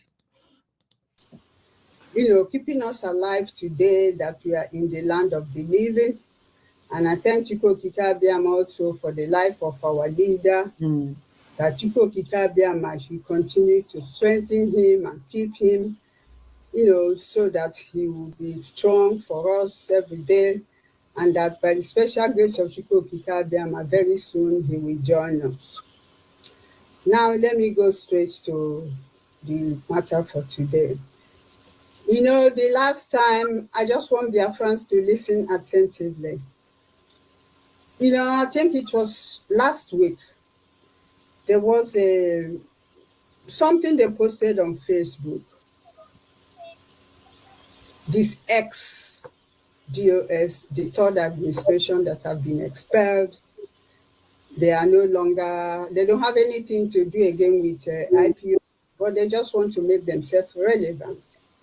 So they posted something on Facebook. I'll start from that first before I go on to what happened today. Now, they posted these payments, and they know very well that on that payment slip, it is written, it is for medical, something to do with medical, for our people, taking care of our people. It's explicitly written there for everybody to see. But they were not interested, as long as the name Nene and current account is there. For them, it's a big show. Now, first of all, those payments, China Samuel is aware of it. He knows what happened and what that money was meant for. But what he forgot is that we have evidence to show that he's aware of it and what he said when those items arrived in Biafra land. Now, people will say, but why do you have to pay this money to Kanonta's account and then Nene account? It's been expelled. They are no longer, they don't have anything to do again with IPO, but they just want to make themselves relevant. So they posted something. Number one, let me tell you something in Nayanya. Let me clear this for you, people. Because now from that, number one, Nayanya, eziokwu do mokuku, whether you like it or when, because who go no in a toge. Since this woman and I condemn na man no jirifa will apple you will walk. Every time this woman need dress like this, in after all the time to kind of 30 degrees. This woman winter jacket and the destiny no. Let me tell you something. It's expelled the DOS. Let me tell you something. Can kill the under by this thing and die who go do fanya. There is nothing like a spelled DOS. Let me clear this thing to you. Because na onu fondo ba ya ziewu. And don't want to buy a blanket or more blanket or do work a most so no believe uru. Now that they deceive. Before or your own guma point richike dozie mufanando tie. You don't point them. And you don't have right to sack them. And let me tell you something again. Before you sack these people, I know nobody you can know. Nobody, you no man no sacrifice. How can I pay do sue them to court? If you know that you sack them, Hana pale do sue them to court. Yes, sue them. I have asked you people to go show us the sack letter from our leader, sent to Chike, those sent for all these people or sack. We have never seen the sack letter or made the sack letter public. Without any sack letter from our leader, can you people in our talk, in shadow no. You people parade on you people name illegal work. Kunu name. Always okuna those criminals saying what the fun name. But let us tell ourselves the truth. I don't care what that and I support on that. Result if I'm not always before you sack somebody, the director ebe our leader mazi unu na-make I believe that our leader mazi Nnamdi Kanu na Sokoto sack afa no na Sokoto nwa our leader mazi Nnamdi Kanu ya nọkwa na Sokoto wee deliver a letter of resignation letter without resignation official resignation letter from our leader mazi Nnamdi Chukwu Kanu ọnụ ndụ na parade ọnụ fake ọnụ size na unu original student court because we can never get two DOS at a time. Now ebunu sno the original DOS sue these people, let them stop parading or stop deceiving or stop scamming our people. Ebanka echezero hence no na they capable to sue these people on scammers DOS. You people are criminal DOS. How can a people who sold our leader Mazi Nnamdi Kanu will come and be the DOS? I ask you. How can people who sabotage our one leader Mazi Nnamdi Kanu, who try to tie our leader Mazi Nnamdi Kanu in Kenya, your name mentioned there? Canon Takan name mentioned there. Now Canon Takan Kane could know what is the account about 18 years ago. Let me tell you something in Naya. You can deceive who you will deceive, but you can't deceive our people are keeping quiet, nobody asks question. Come on, official recruitment letter signed by Onyendu. Let us see the resignation letter sent to them by Onyendu. We haven't seen that. The only thing we see that na lawyer ejima kosolo no na-egbu ndị mmadụ kịta maka anụzi na lawyer ejima ka eso na-egbuwe mmadụ na poison o ife na anụzi hence na lawyer ejima ka apụta dipo nke ya ọ gbara nkịtị kwele ekwe.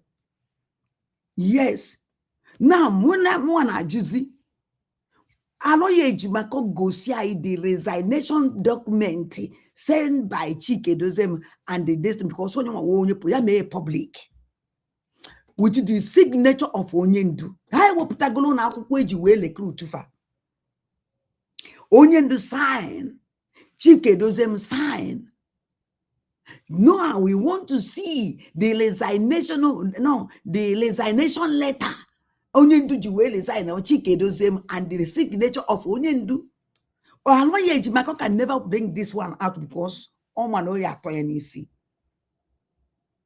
Yes. No, I would because nobody choose you people, you criminals. Nobody choose who do the watch. God, I canon takano. You follow canon takano, so that what did a mass and takano. For you people to seize the monuji after kunulera wadida, bitra wadida. Ono potaze kita sai undubula wadida. Potaze that is sign of our new DOS choose by wadida. Na alụ anwele onwere ka na awaru gide alụ ọha fe okay so ha gwago gị ọnwụ na ndaba ya achọghị ịjụ ajụjụ mụnwa na ajụgo me before ihe anyị nọ obodo oyibo onwere ka ihe esi sack somebody without a letter of resignation sack letter or don't possible anaghị akọ ụdị akụkọ ha akọ so unu feel say yes n'eziokwu student court and they collect the document of DOS the document of IPOB. Now the IPOB, you people are parading yourself into. Our leader Mazi Nnamdi Kanu is not inside. They have removed our leader. And none of you criminals. Now one boy will put you back because they can't do that. Your power will do that, please. Because in our practice, illegal. Yes, my brother, sacked later.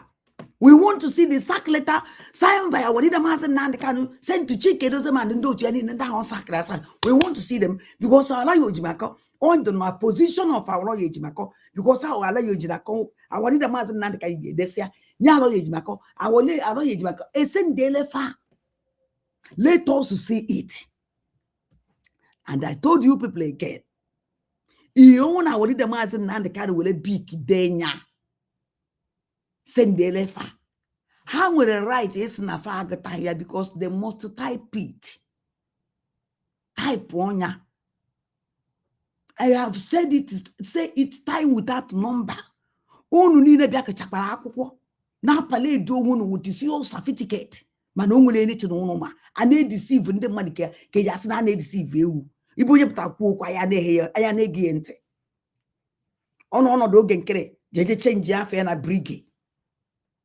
Aboy ankete since how many years Ghana work so again killing a tag document since again killing nobody kita capabilities asane su again killing rubbish manam boy in 18 years since the hanchar in America su again killing right his name were original document that original and that original account again killing don't have right and only on an eze if you know that you can't do something, get out. Happen get out. Happen do be cake a something. I have a by in you. I have a I ask you again. Show us the resignation. How can somebody let our leader will come and be and DOS telling me to follow you? Telling me to follow Ndula Wadi and do betray canon takano and the Nayanya ona kanji work. Paul on this thing, Kunu Gente. And the Chike doze mongon boji sina kwase. Chico doze no if I remember because now what did the Mazen Nan the canon because na Chike doze the compromised also by selling our leader. Oh my God. We had a and one more to before I ever for me and daily I done all corner 9 images in my own. Book, I'll start from that first before I go on to what happened today. Now they posted this payment, and they know very well that on that payment slip it is written it is for medical, something to do with medical for our people, taking care of our people. It's explicitly written there for everybody to see. But they were not interested as long as the name Neneanya and Kanu is there. For them, it's a big show. After killing our leader. Now, first of all, shut up. After killing our leader, after he betrayed our leader. Now, Canon time now, if there's a good Canon Takano, a day rubbish. You know what Diego. Nenayanya gini na aya ge. Kedife na aya. Number one, this woman is not an Igbo man. This woman is not an Igbo woman. This criminal woman called Nenayanya, she's not an Igbo woman. This woman watch a phone a query. See, choose that person. That person. When I fear, I shall kunu negente. And how bold this terrorist in Nenayanya, this criminal in Nenayanya, they dress Biafra. Every time this criminal, this woman and they dress like this. What am I seeing so for this criminal? Or would I say dress all the time? I for Silianya.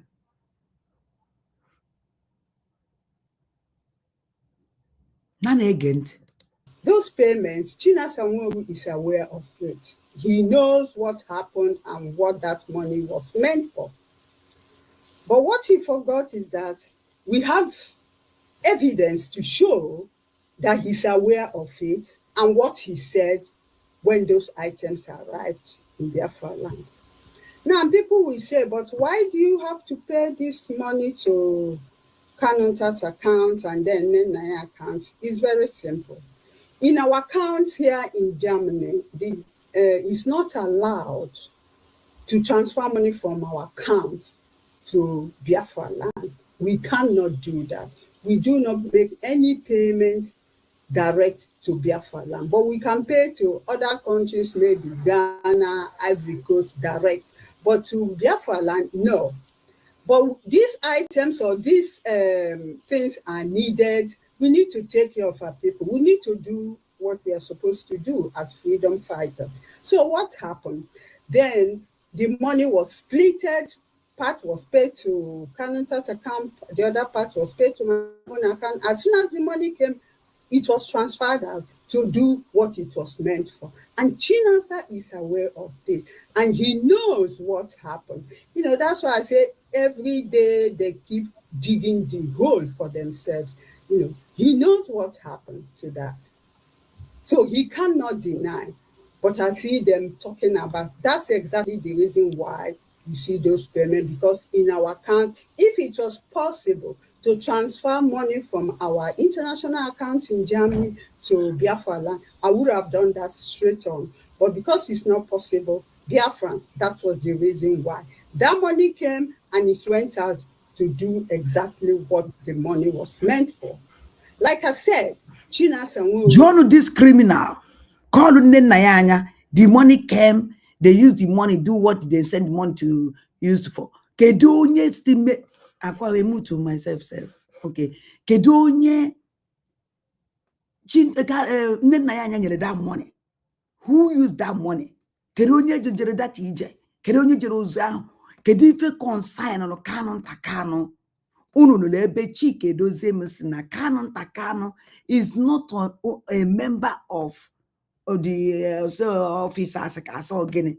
Unwell anything or canon takano is 100% ordinary person. Kezi ka canon takano yes is a uruza ya na control. Ndi niile na achọrọ nkunu ge this criminal terrorist nne nna ya anya maka ife this woman wụ. This woman wee terrorist ya na kana ntakana akpọrọ m mmiri n'ọnụ were ekwe ndị awụ ndị alụ. Achọrọ nkunu na-ege this criminals ntị. Pai ọ dị egwu. Is aware of this because we have evidence that prove that he's aware of it. That's number one.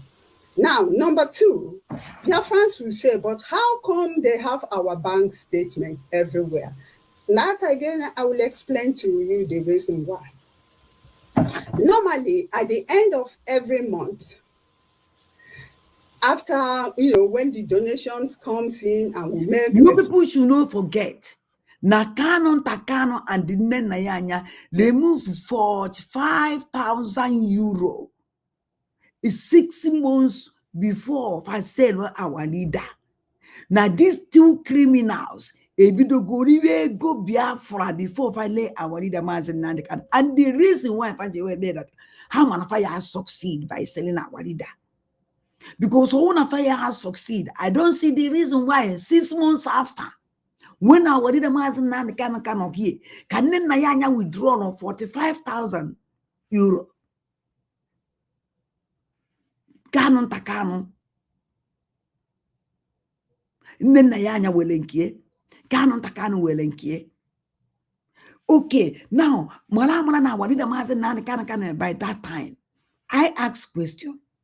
Kedizi Kelsi wolo Canon Takano can go take care of our men on ground. As no one had raw while in name somebody like no one ended up for my care. Why na Canon Takano and when any of uji. Expenditure, I will break down everything, put up, how much that came and how much was spent and what it was meant for. Then every month I will now finish my own assignments and then send it to our lawyer there who was in charge of taking care of our taxes and all those things. So I normally take it to his office. Now, when our account was closed in January, 19th of January 2023, they said that we should come and carry our files. because those files, I always leave it there, and then later I will take it, or he will come to our office, and then we will do the whole thing together. Now, then I say we should come and carry our file. No, I forget something. Now, 5,000 euros is for medical. John Nayanya. This 40 something $1,000. Do you know the meaning of 40 something $1,000? If you want a Nigerian money, do you know $45,000? If you want a Nigerian money, Nayanya is not for medical. Medical because did the hospital. Let Nayanya go to the medical hospital. One medical. Why you work for something $1,000 Mondu de me kiri transparent nde amamo kiri arande benande gede break mondu de me kiri ni transparent ka transference or transfer transplant or transplant amamo but ndu change the heart because the highest operation one heart problem ebu pre heart tie heart also onya the highest on ewu furu mad brain tie brain also onya the highest daga na junne na yanya ya bia gbagodo ai which hospital one ndu inda ha ejiri that one ga 40 something thousand. It's not for medical. Why oji wuru kanu takanu ke yenye ego medical ahụ pari no nwere onye o nwere ndị na DOS o nwere ndị na afụ maka o nwere ndị ọwa ọlụfa. On my question, I want this criminal to come and ask me, a woman that someone Chike Dozie na 2022 or 2021 to come and tell us nye no name of nna ya anya and the canon takana and the cellular wadida mazen and the canon. Tell Chike Dozemu to suspend the nna ya anya by selling our leader and the yana canon takano. Wuzunde pakonotalo uno keta sono na wadida mazen and the carriage hondu lele yenu. Oh God. I injustice. And again. So, actually, nkunu nyere maka jonne na yanya. That money, egar 45,000, also not for medical. One hoke the hospital, use the egar for. Ugiri kanda hanaya, mmadu one di fa, eji weputa 40 something thousand dollars, just to wepu. And this money, ewepuge before I worry the man's and the can win so boo. 6 months before Nenayanya and the Canon Takano sold our leader, say our leader, it will get this money. Only the first money, Nenayanya and the Canon Takano 30,000 Canon Takano, 15,000 Nenayanya, go 40,000 Canon Takano. Yes, I think. Because and you the same day ke wopulega, the same damn day ke wopulega. Nena ya na ewere na ewofuga sakano takano ne kana nena ya na ewere nkie aside for medical and nobody talk. Nobody. And all this woman that you are keta was in the hi na enwekwele mmadụ n'ụlọ working with us because of all these problems. Now, Madam Nyanya is explaining how this file got into these people's hand, Umubingos, the SAC DOS, the SAC National Coordinator Trinity Collins, how the file. The SAC DOS by mouth, not by document. The sacked DOS by mouth to zombie the kage, not by document. We need that document sack letter. We need the sack letter. We want to see the sack letter. Number one of these people who don't exist anymore. live from the beginning. Since Simon Ekpan vote of no confidence, then go underground, then disappear, don't exist up to today. They are not existing anymore. Now, no criminals ndị jere lezi awarida Maazị Nnamdi Kanu ozi ndị bịa build zone one. Unu enwere conscience. Unu enwere conscience. Unu enwere conscience. Na ọ na-ekwuzi otu dọkụmentị akwụkwọ eji wesisi ego si wee bazife aka. Unu apụtabekwe wepụta this criminal nonsense style na wee gwa ike dike unu na onye ndu si je. What happened to onye ndu up to today? Anyị anụbeghị ya. Nobody tell us. The only thing on our busy name I explain every time we go. Nobody should donate dime for this criminal bula warida. Lela warida betrayal warida.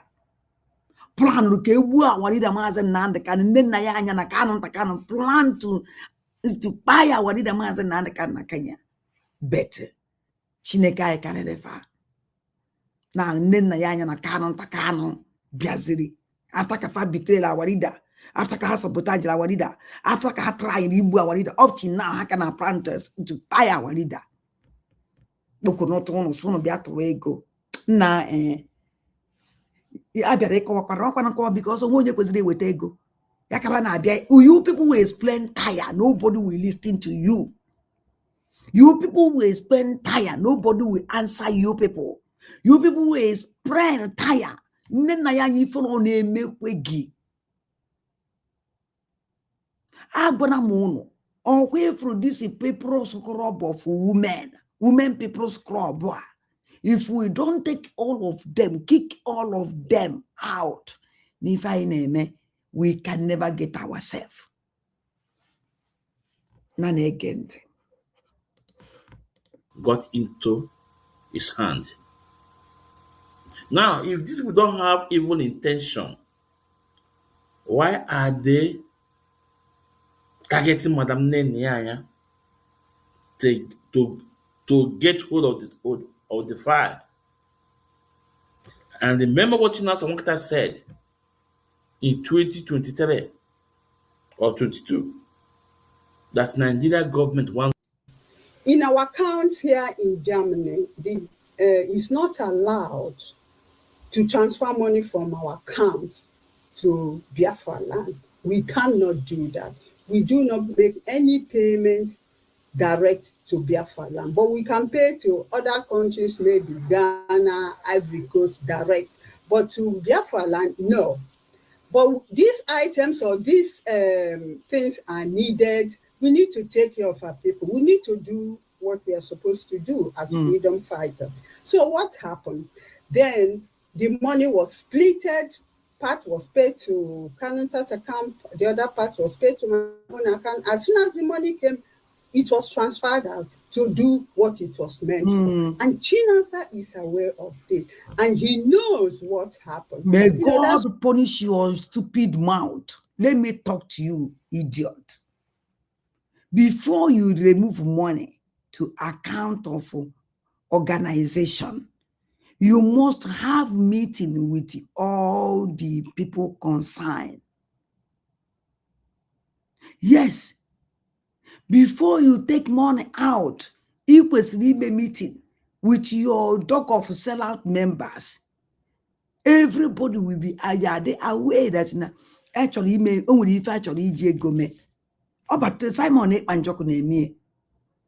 Simon Ekpanjoku na-eme. At times, or Johnny, we fortunately ime a good account Israel. Or boy, me emergency fundraising for cabinet. And when that money complete, oh yeah, for years, nega complete age me that thing. Kediko si uno so gonna canon. Before you make this kind of transaction, you have to have a meeting with your group of dog of sellout. Tell them that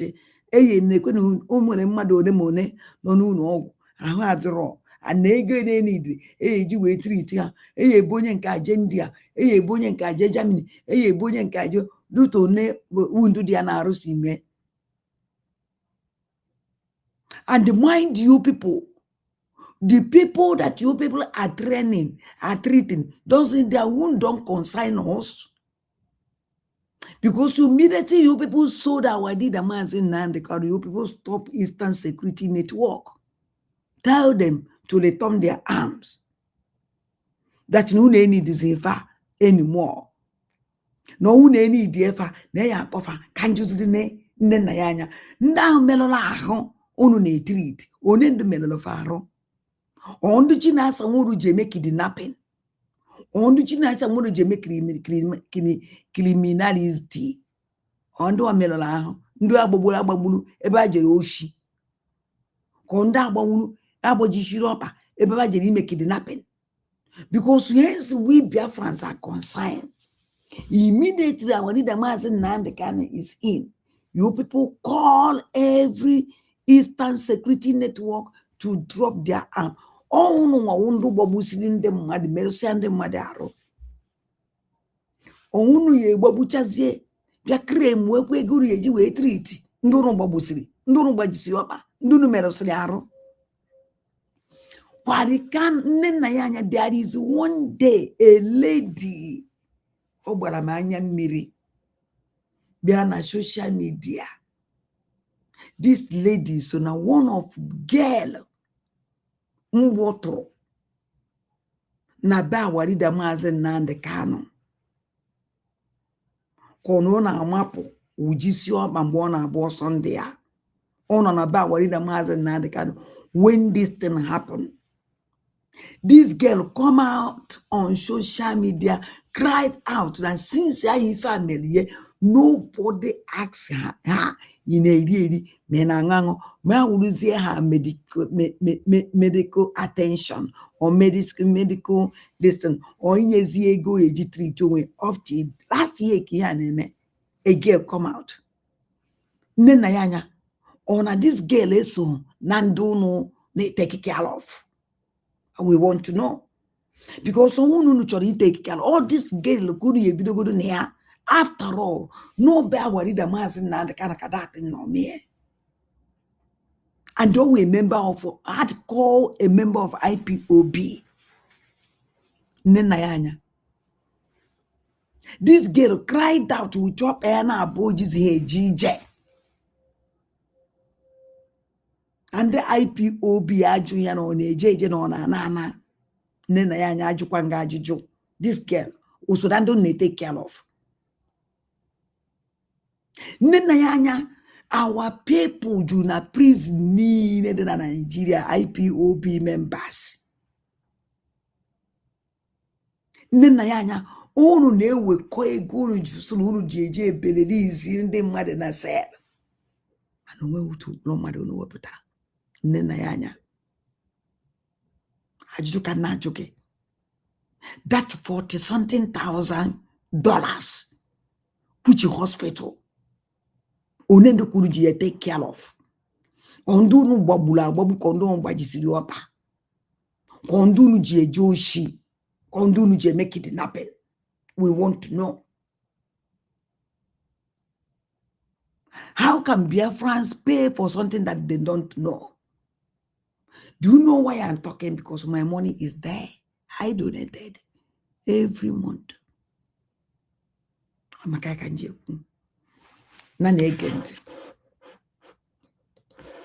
So I say every day they keep digging the hole for themselves.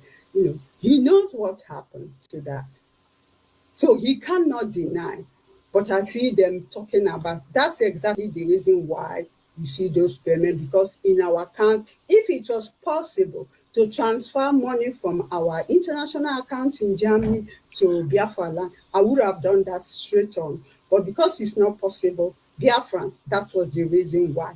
That money came and it went out to do exactly what the money was meant for. Like I said. How can we know that money don't use there like that? If these people don't shout out, if these people don't bring out the receipt, are you going to tell us? The answer is no. Because they have exposed you. Now,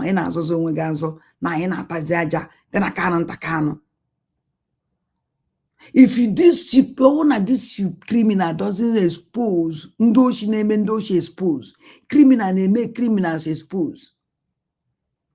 Can you come and tell us that you steal 40-something thousand before our leader Mazen Nandaka problem? In the presence of our leader Mazen Nandaka, gonna canon takano zuru $45,000. And our leader Mazen Nandaka is not aware. And our leader Mazen Nandaka was here with you people. Yes, of course, China Samolu Yang idea because Okunu Ezu, Okunu Haime. Okunu he watcho. So China Samolu were that way because you people use China Samolu to destroy everything. China Samolu work with you people. And again, China Samolu is aware of this because we have evidence that proves that he's aware of it. That's number one.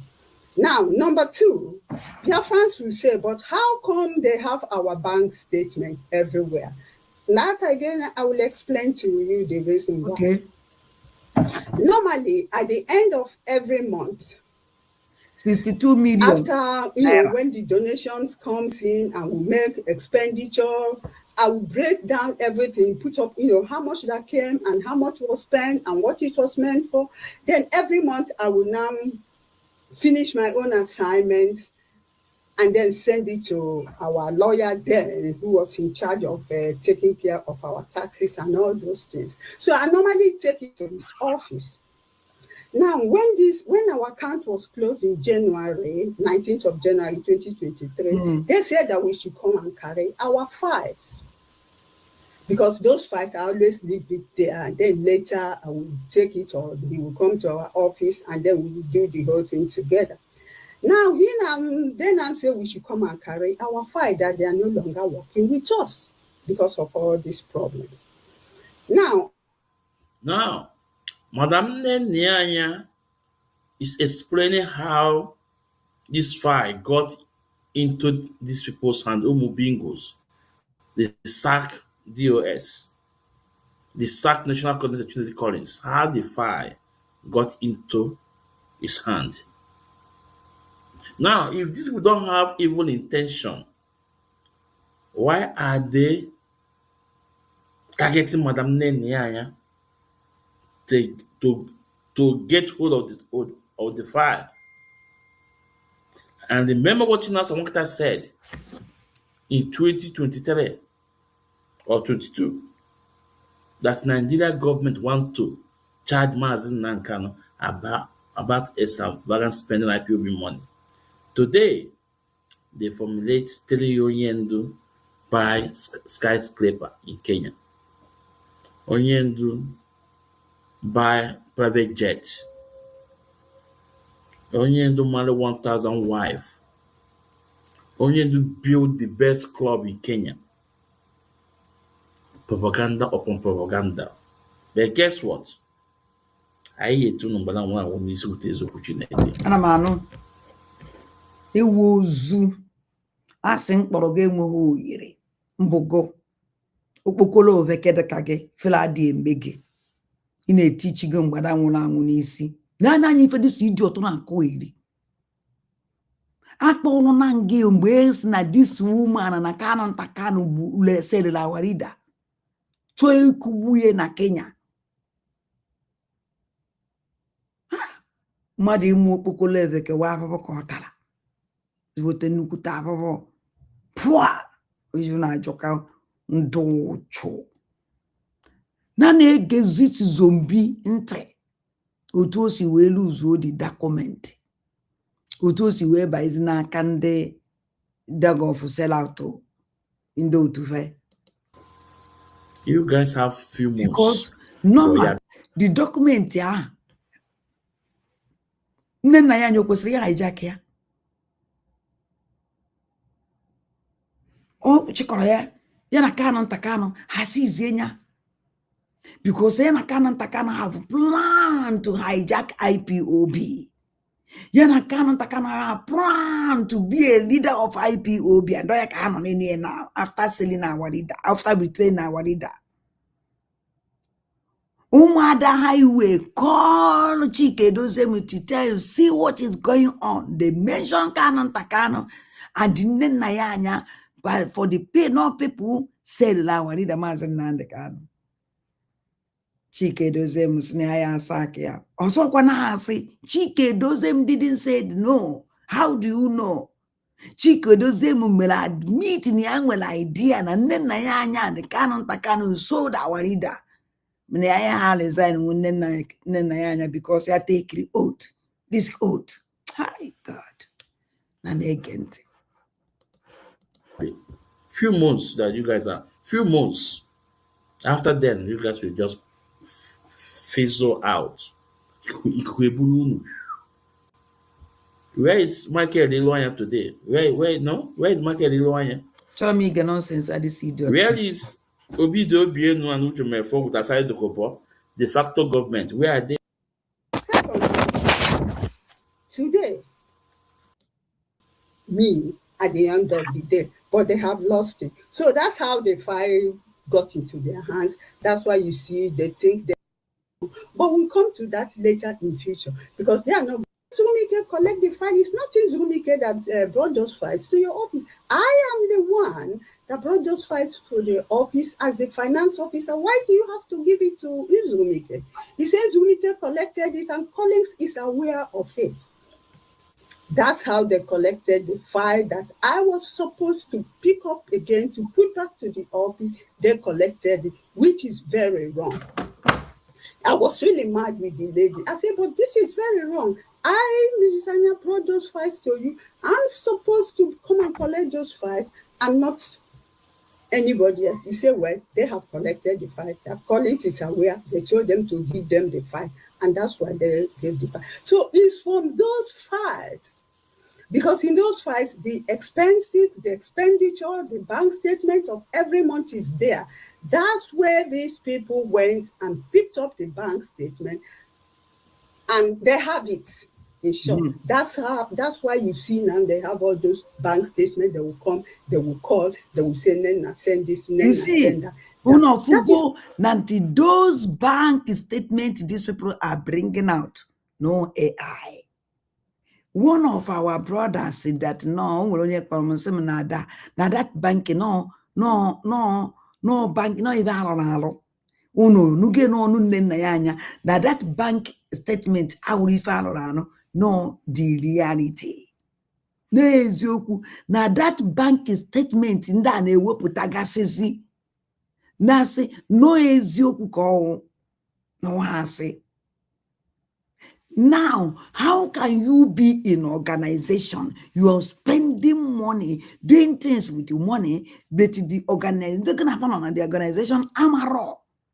You go na canon mezi for solo with ego IPOB. Without the member of IPOB, without the member of DOS, amaro na ife do to anu na just canon po hana go see what because ni nwere access to take out and bring.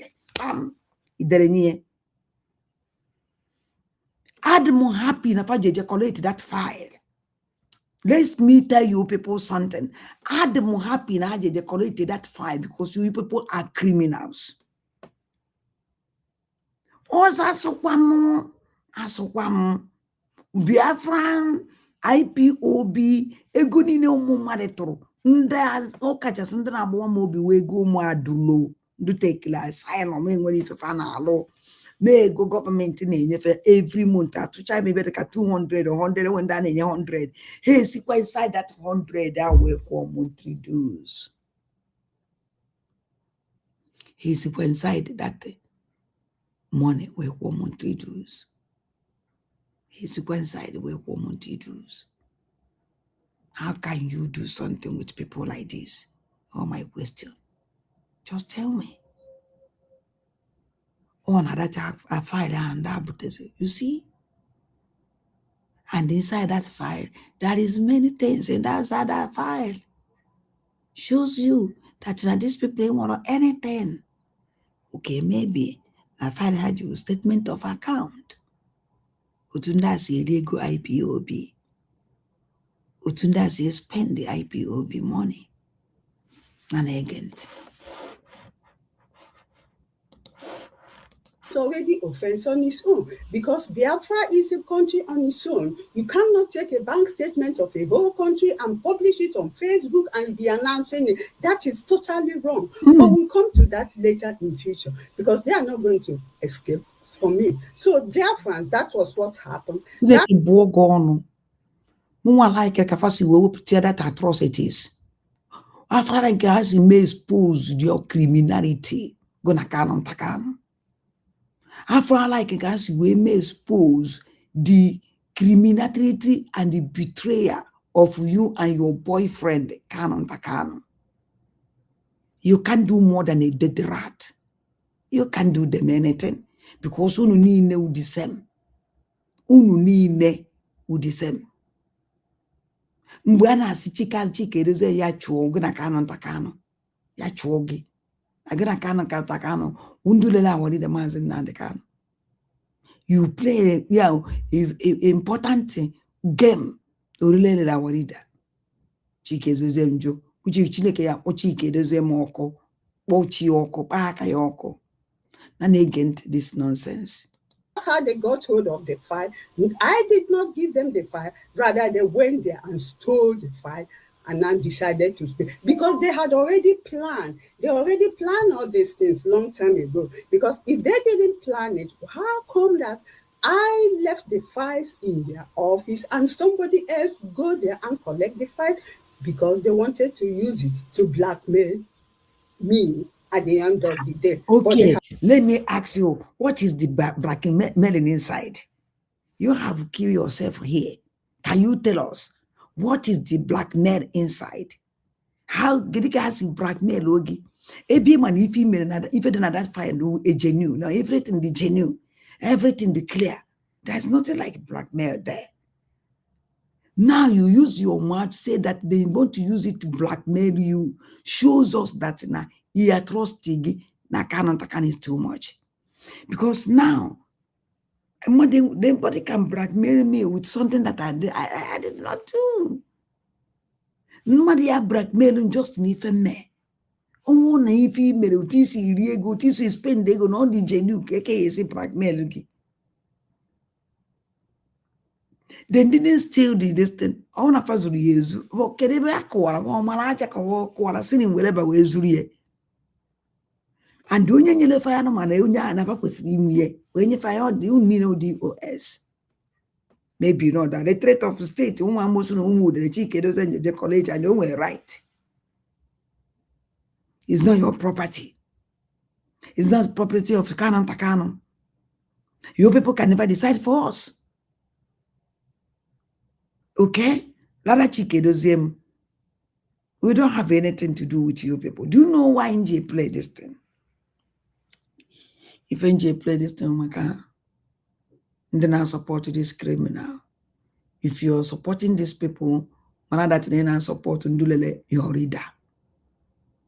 Mana that na kandule your reader. Mana na support urulele your reader.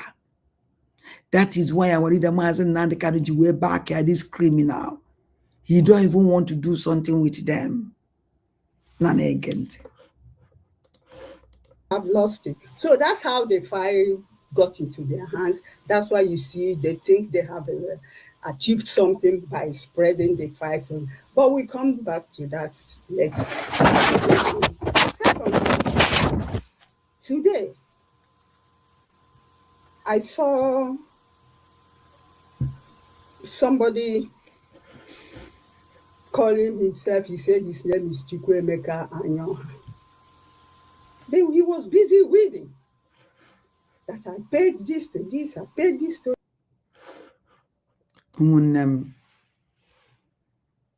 Ejigbo na eziokwu ma kwụsị this program here. Echi niile oye nwe part 2. Yes, oye nwe part 2. Either no commentary now or no commentary because my body the week and I age to go. I can do the program categories go to go because Canon Takano kubehoku. Canon Takano.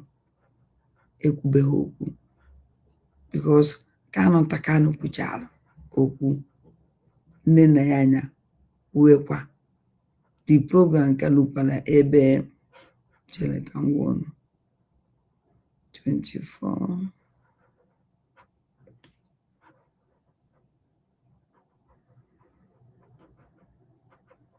the program kalulu ebe 1 hour ya ọ kalulu 1 hour and anyị kwesịrị igie maka ihe dị m mkpa nke Kanu Ntakanu kwuru ya nke Kanu Ntakanu kwuru because after Kanu Ntakanu kwuchara okwu nne na ya anya kwuru okwu so echi niile anyị eme part 2 here. This is part 2 embezzlement of criminal Kanu Ntakanu and nne na ya anya part 1 ife mmedie na ndị awụ ndị oshi so onye ama na unu niile chetara ife mere here from ụmụada ka si wee connect this okwu a so anyị na okay ka anyị complete na 4 hours I make way go lose 4 hours. That I paid this account, I paid this account. I'm not going to go far, to talk much on this payment. Why? For the simple fact that this payment or this fight that they carry, all those things they are reading is already pending in court. The case is still on. And by German law or by law, you cannot speak on a case that is still ongoing. So for that, I'm not going to say anything on that. But that's exactly what they did. But I want to assure Biafrans, just what I said from the beginning, that the reason why money was paid, is because we cannot transfer money directly to. You are an idiot. How many times Kanu Ntakanu is an ordinary member of IPOB? Why would you want on account here? Why in the Madejima? Why would you wear secret between you and the Kanu Ntakanu is the question that I want to ask you, criminal Nenayanya. Why? Because one of these people will idea that they transfer that money. Fire he will put here. Then can't say anything. You pay this, you pay that. Do you know how many times he transfer the money to Nenayanya, to Kanu Ntakanu? What name with the DOS? What name with those with the kids with the account of her? Why Kanu Ntakanu? All my question. And the Zamia will come out and explain. Nobody will give these criminals penny. Nobody should give these criminals penny. Nda undu bula walida. Nda undu lela walida. Nda undu Kanu Ntakanu na nena yanya sold our leader mazen nande Kanu. Kanu Ntakanu and the nena yana try to buy our leader na Kenya. Don't listen to these criminals. Don't. If you listen to them, you betrayed our leader. That I can assure you. After Umada, why we mechara now Umada, why we have turned back to work with them. Ndilela our leader. Ndo Umada potra confirm or yes, none that. God. One will call the ego, Nigerian government. Bravo. Continue on. But from Italy, sometimes we can, but in Germany, we cannot. That's why. And all those payments you see, all those things you see them listing, they have reasons. There's an attachment as to why those payments were made. There's an attachment. Not a single one was left on. See this criminal and then Nayanya. All this expenditure, I go in a fast spending. We be going to again spend the fadin ni say awari the mass and nandekan. On we be going to again. No will ge we put a tea ni say awari the mass and nandekan. On we be going to again. They will put a for case our leader or case of our leader or medical our leader's medication. Never. Ego niile nwa nke gara n'isi awarida maazị Nnamdi Okwu Chukwu Kanu.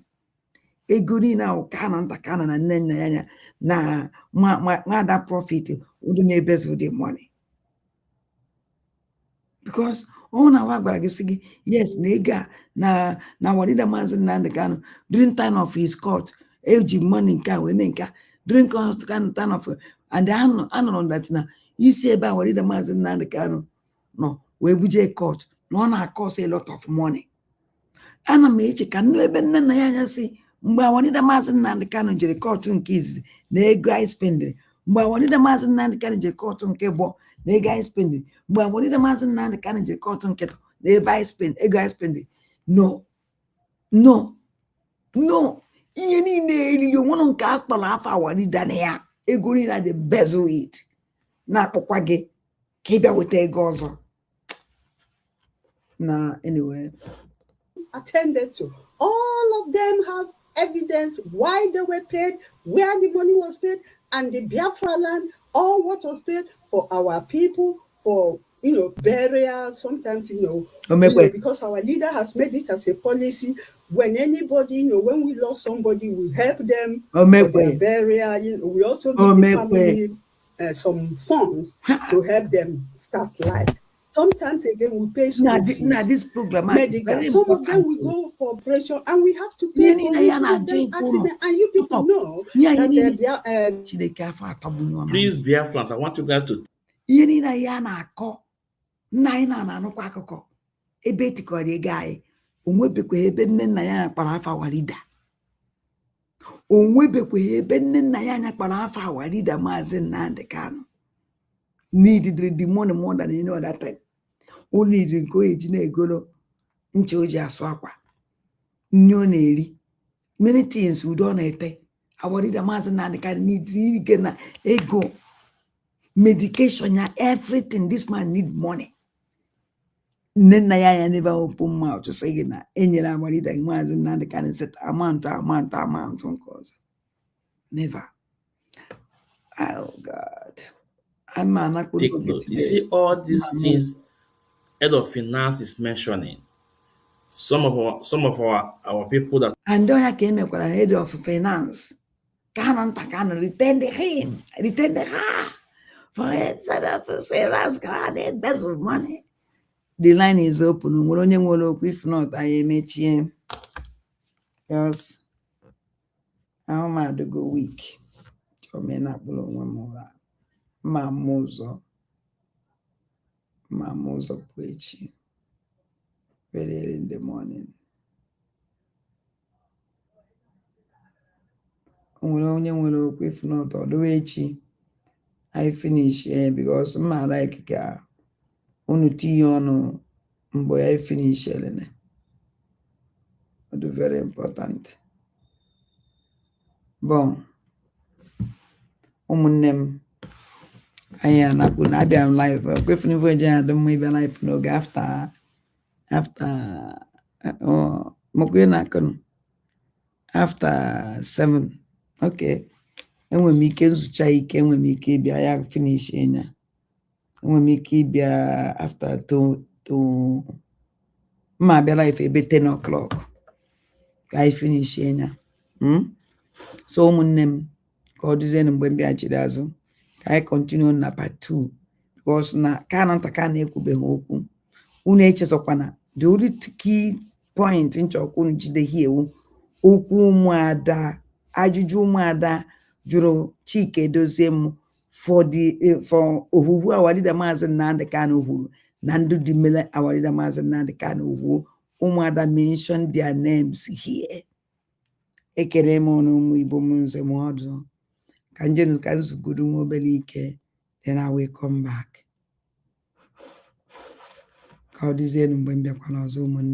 Share and like and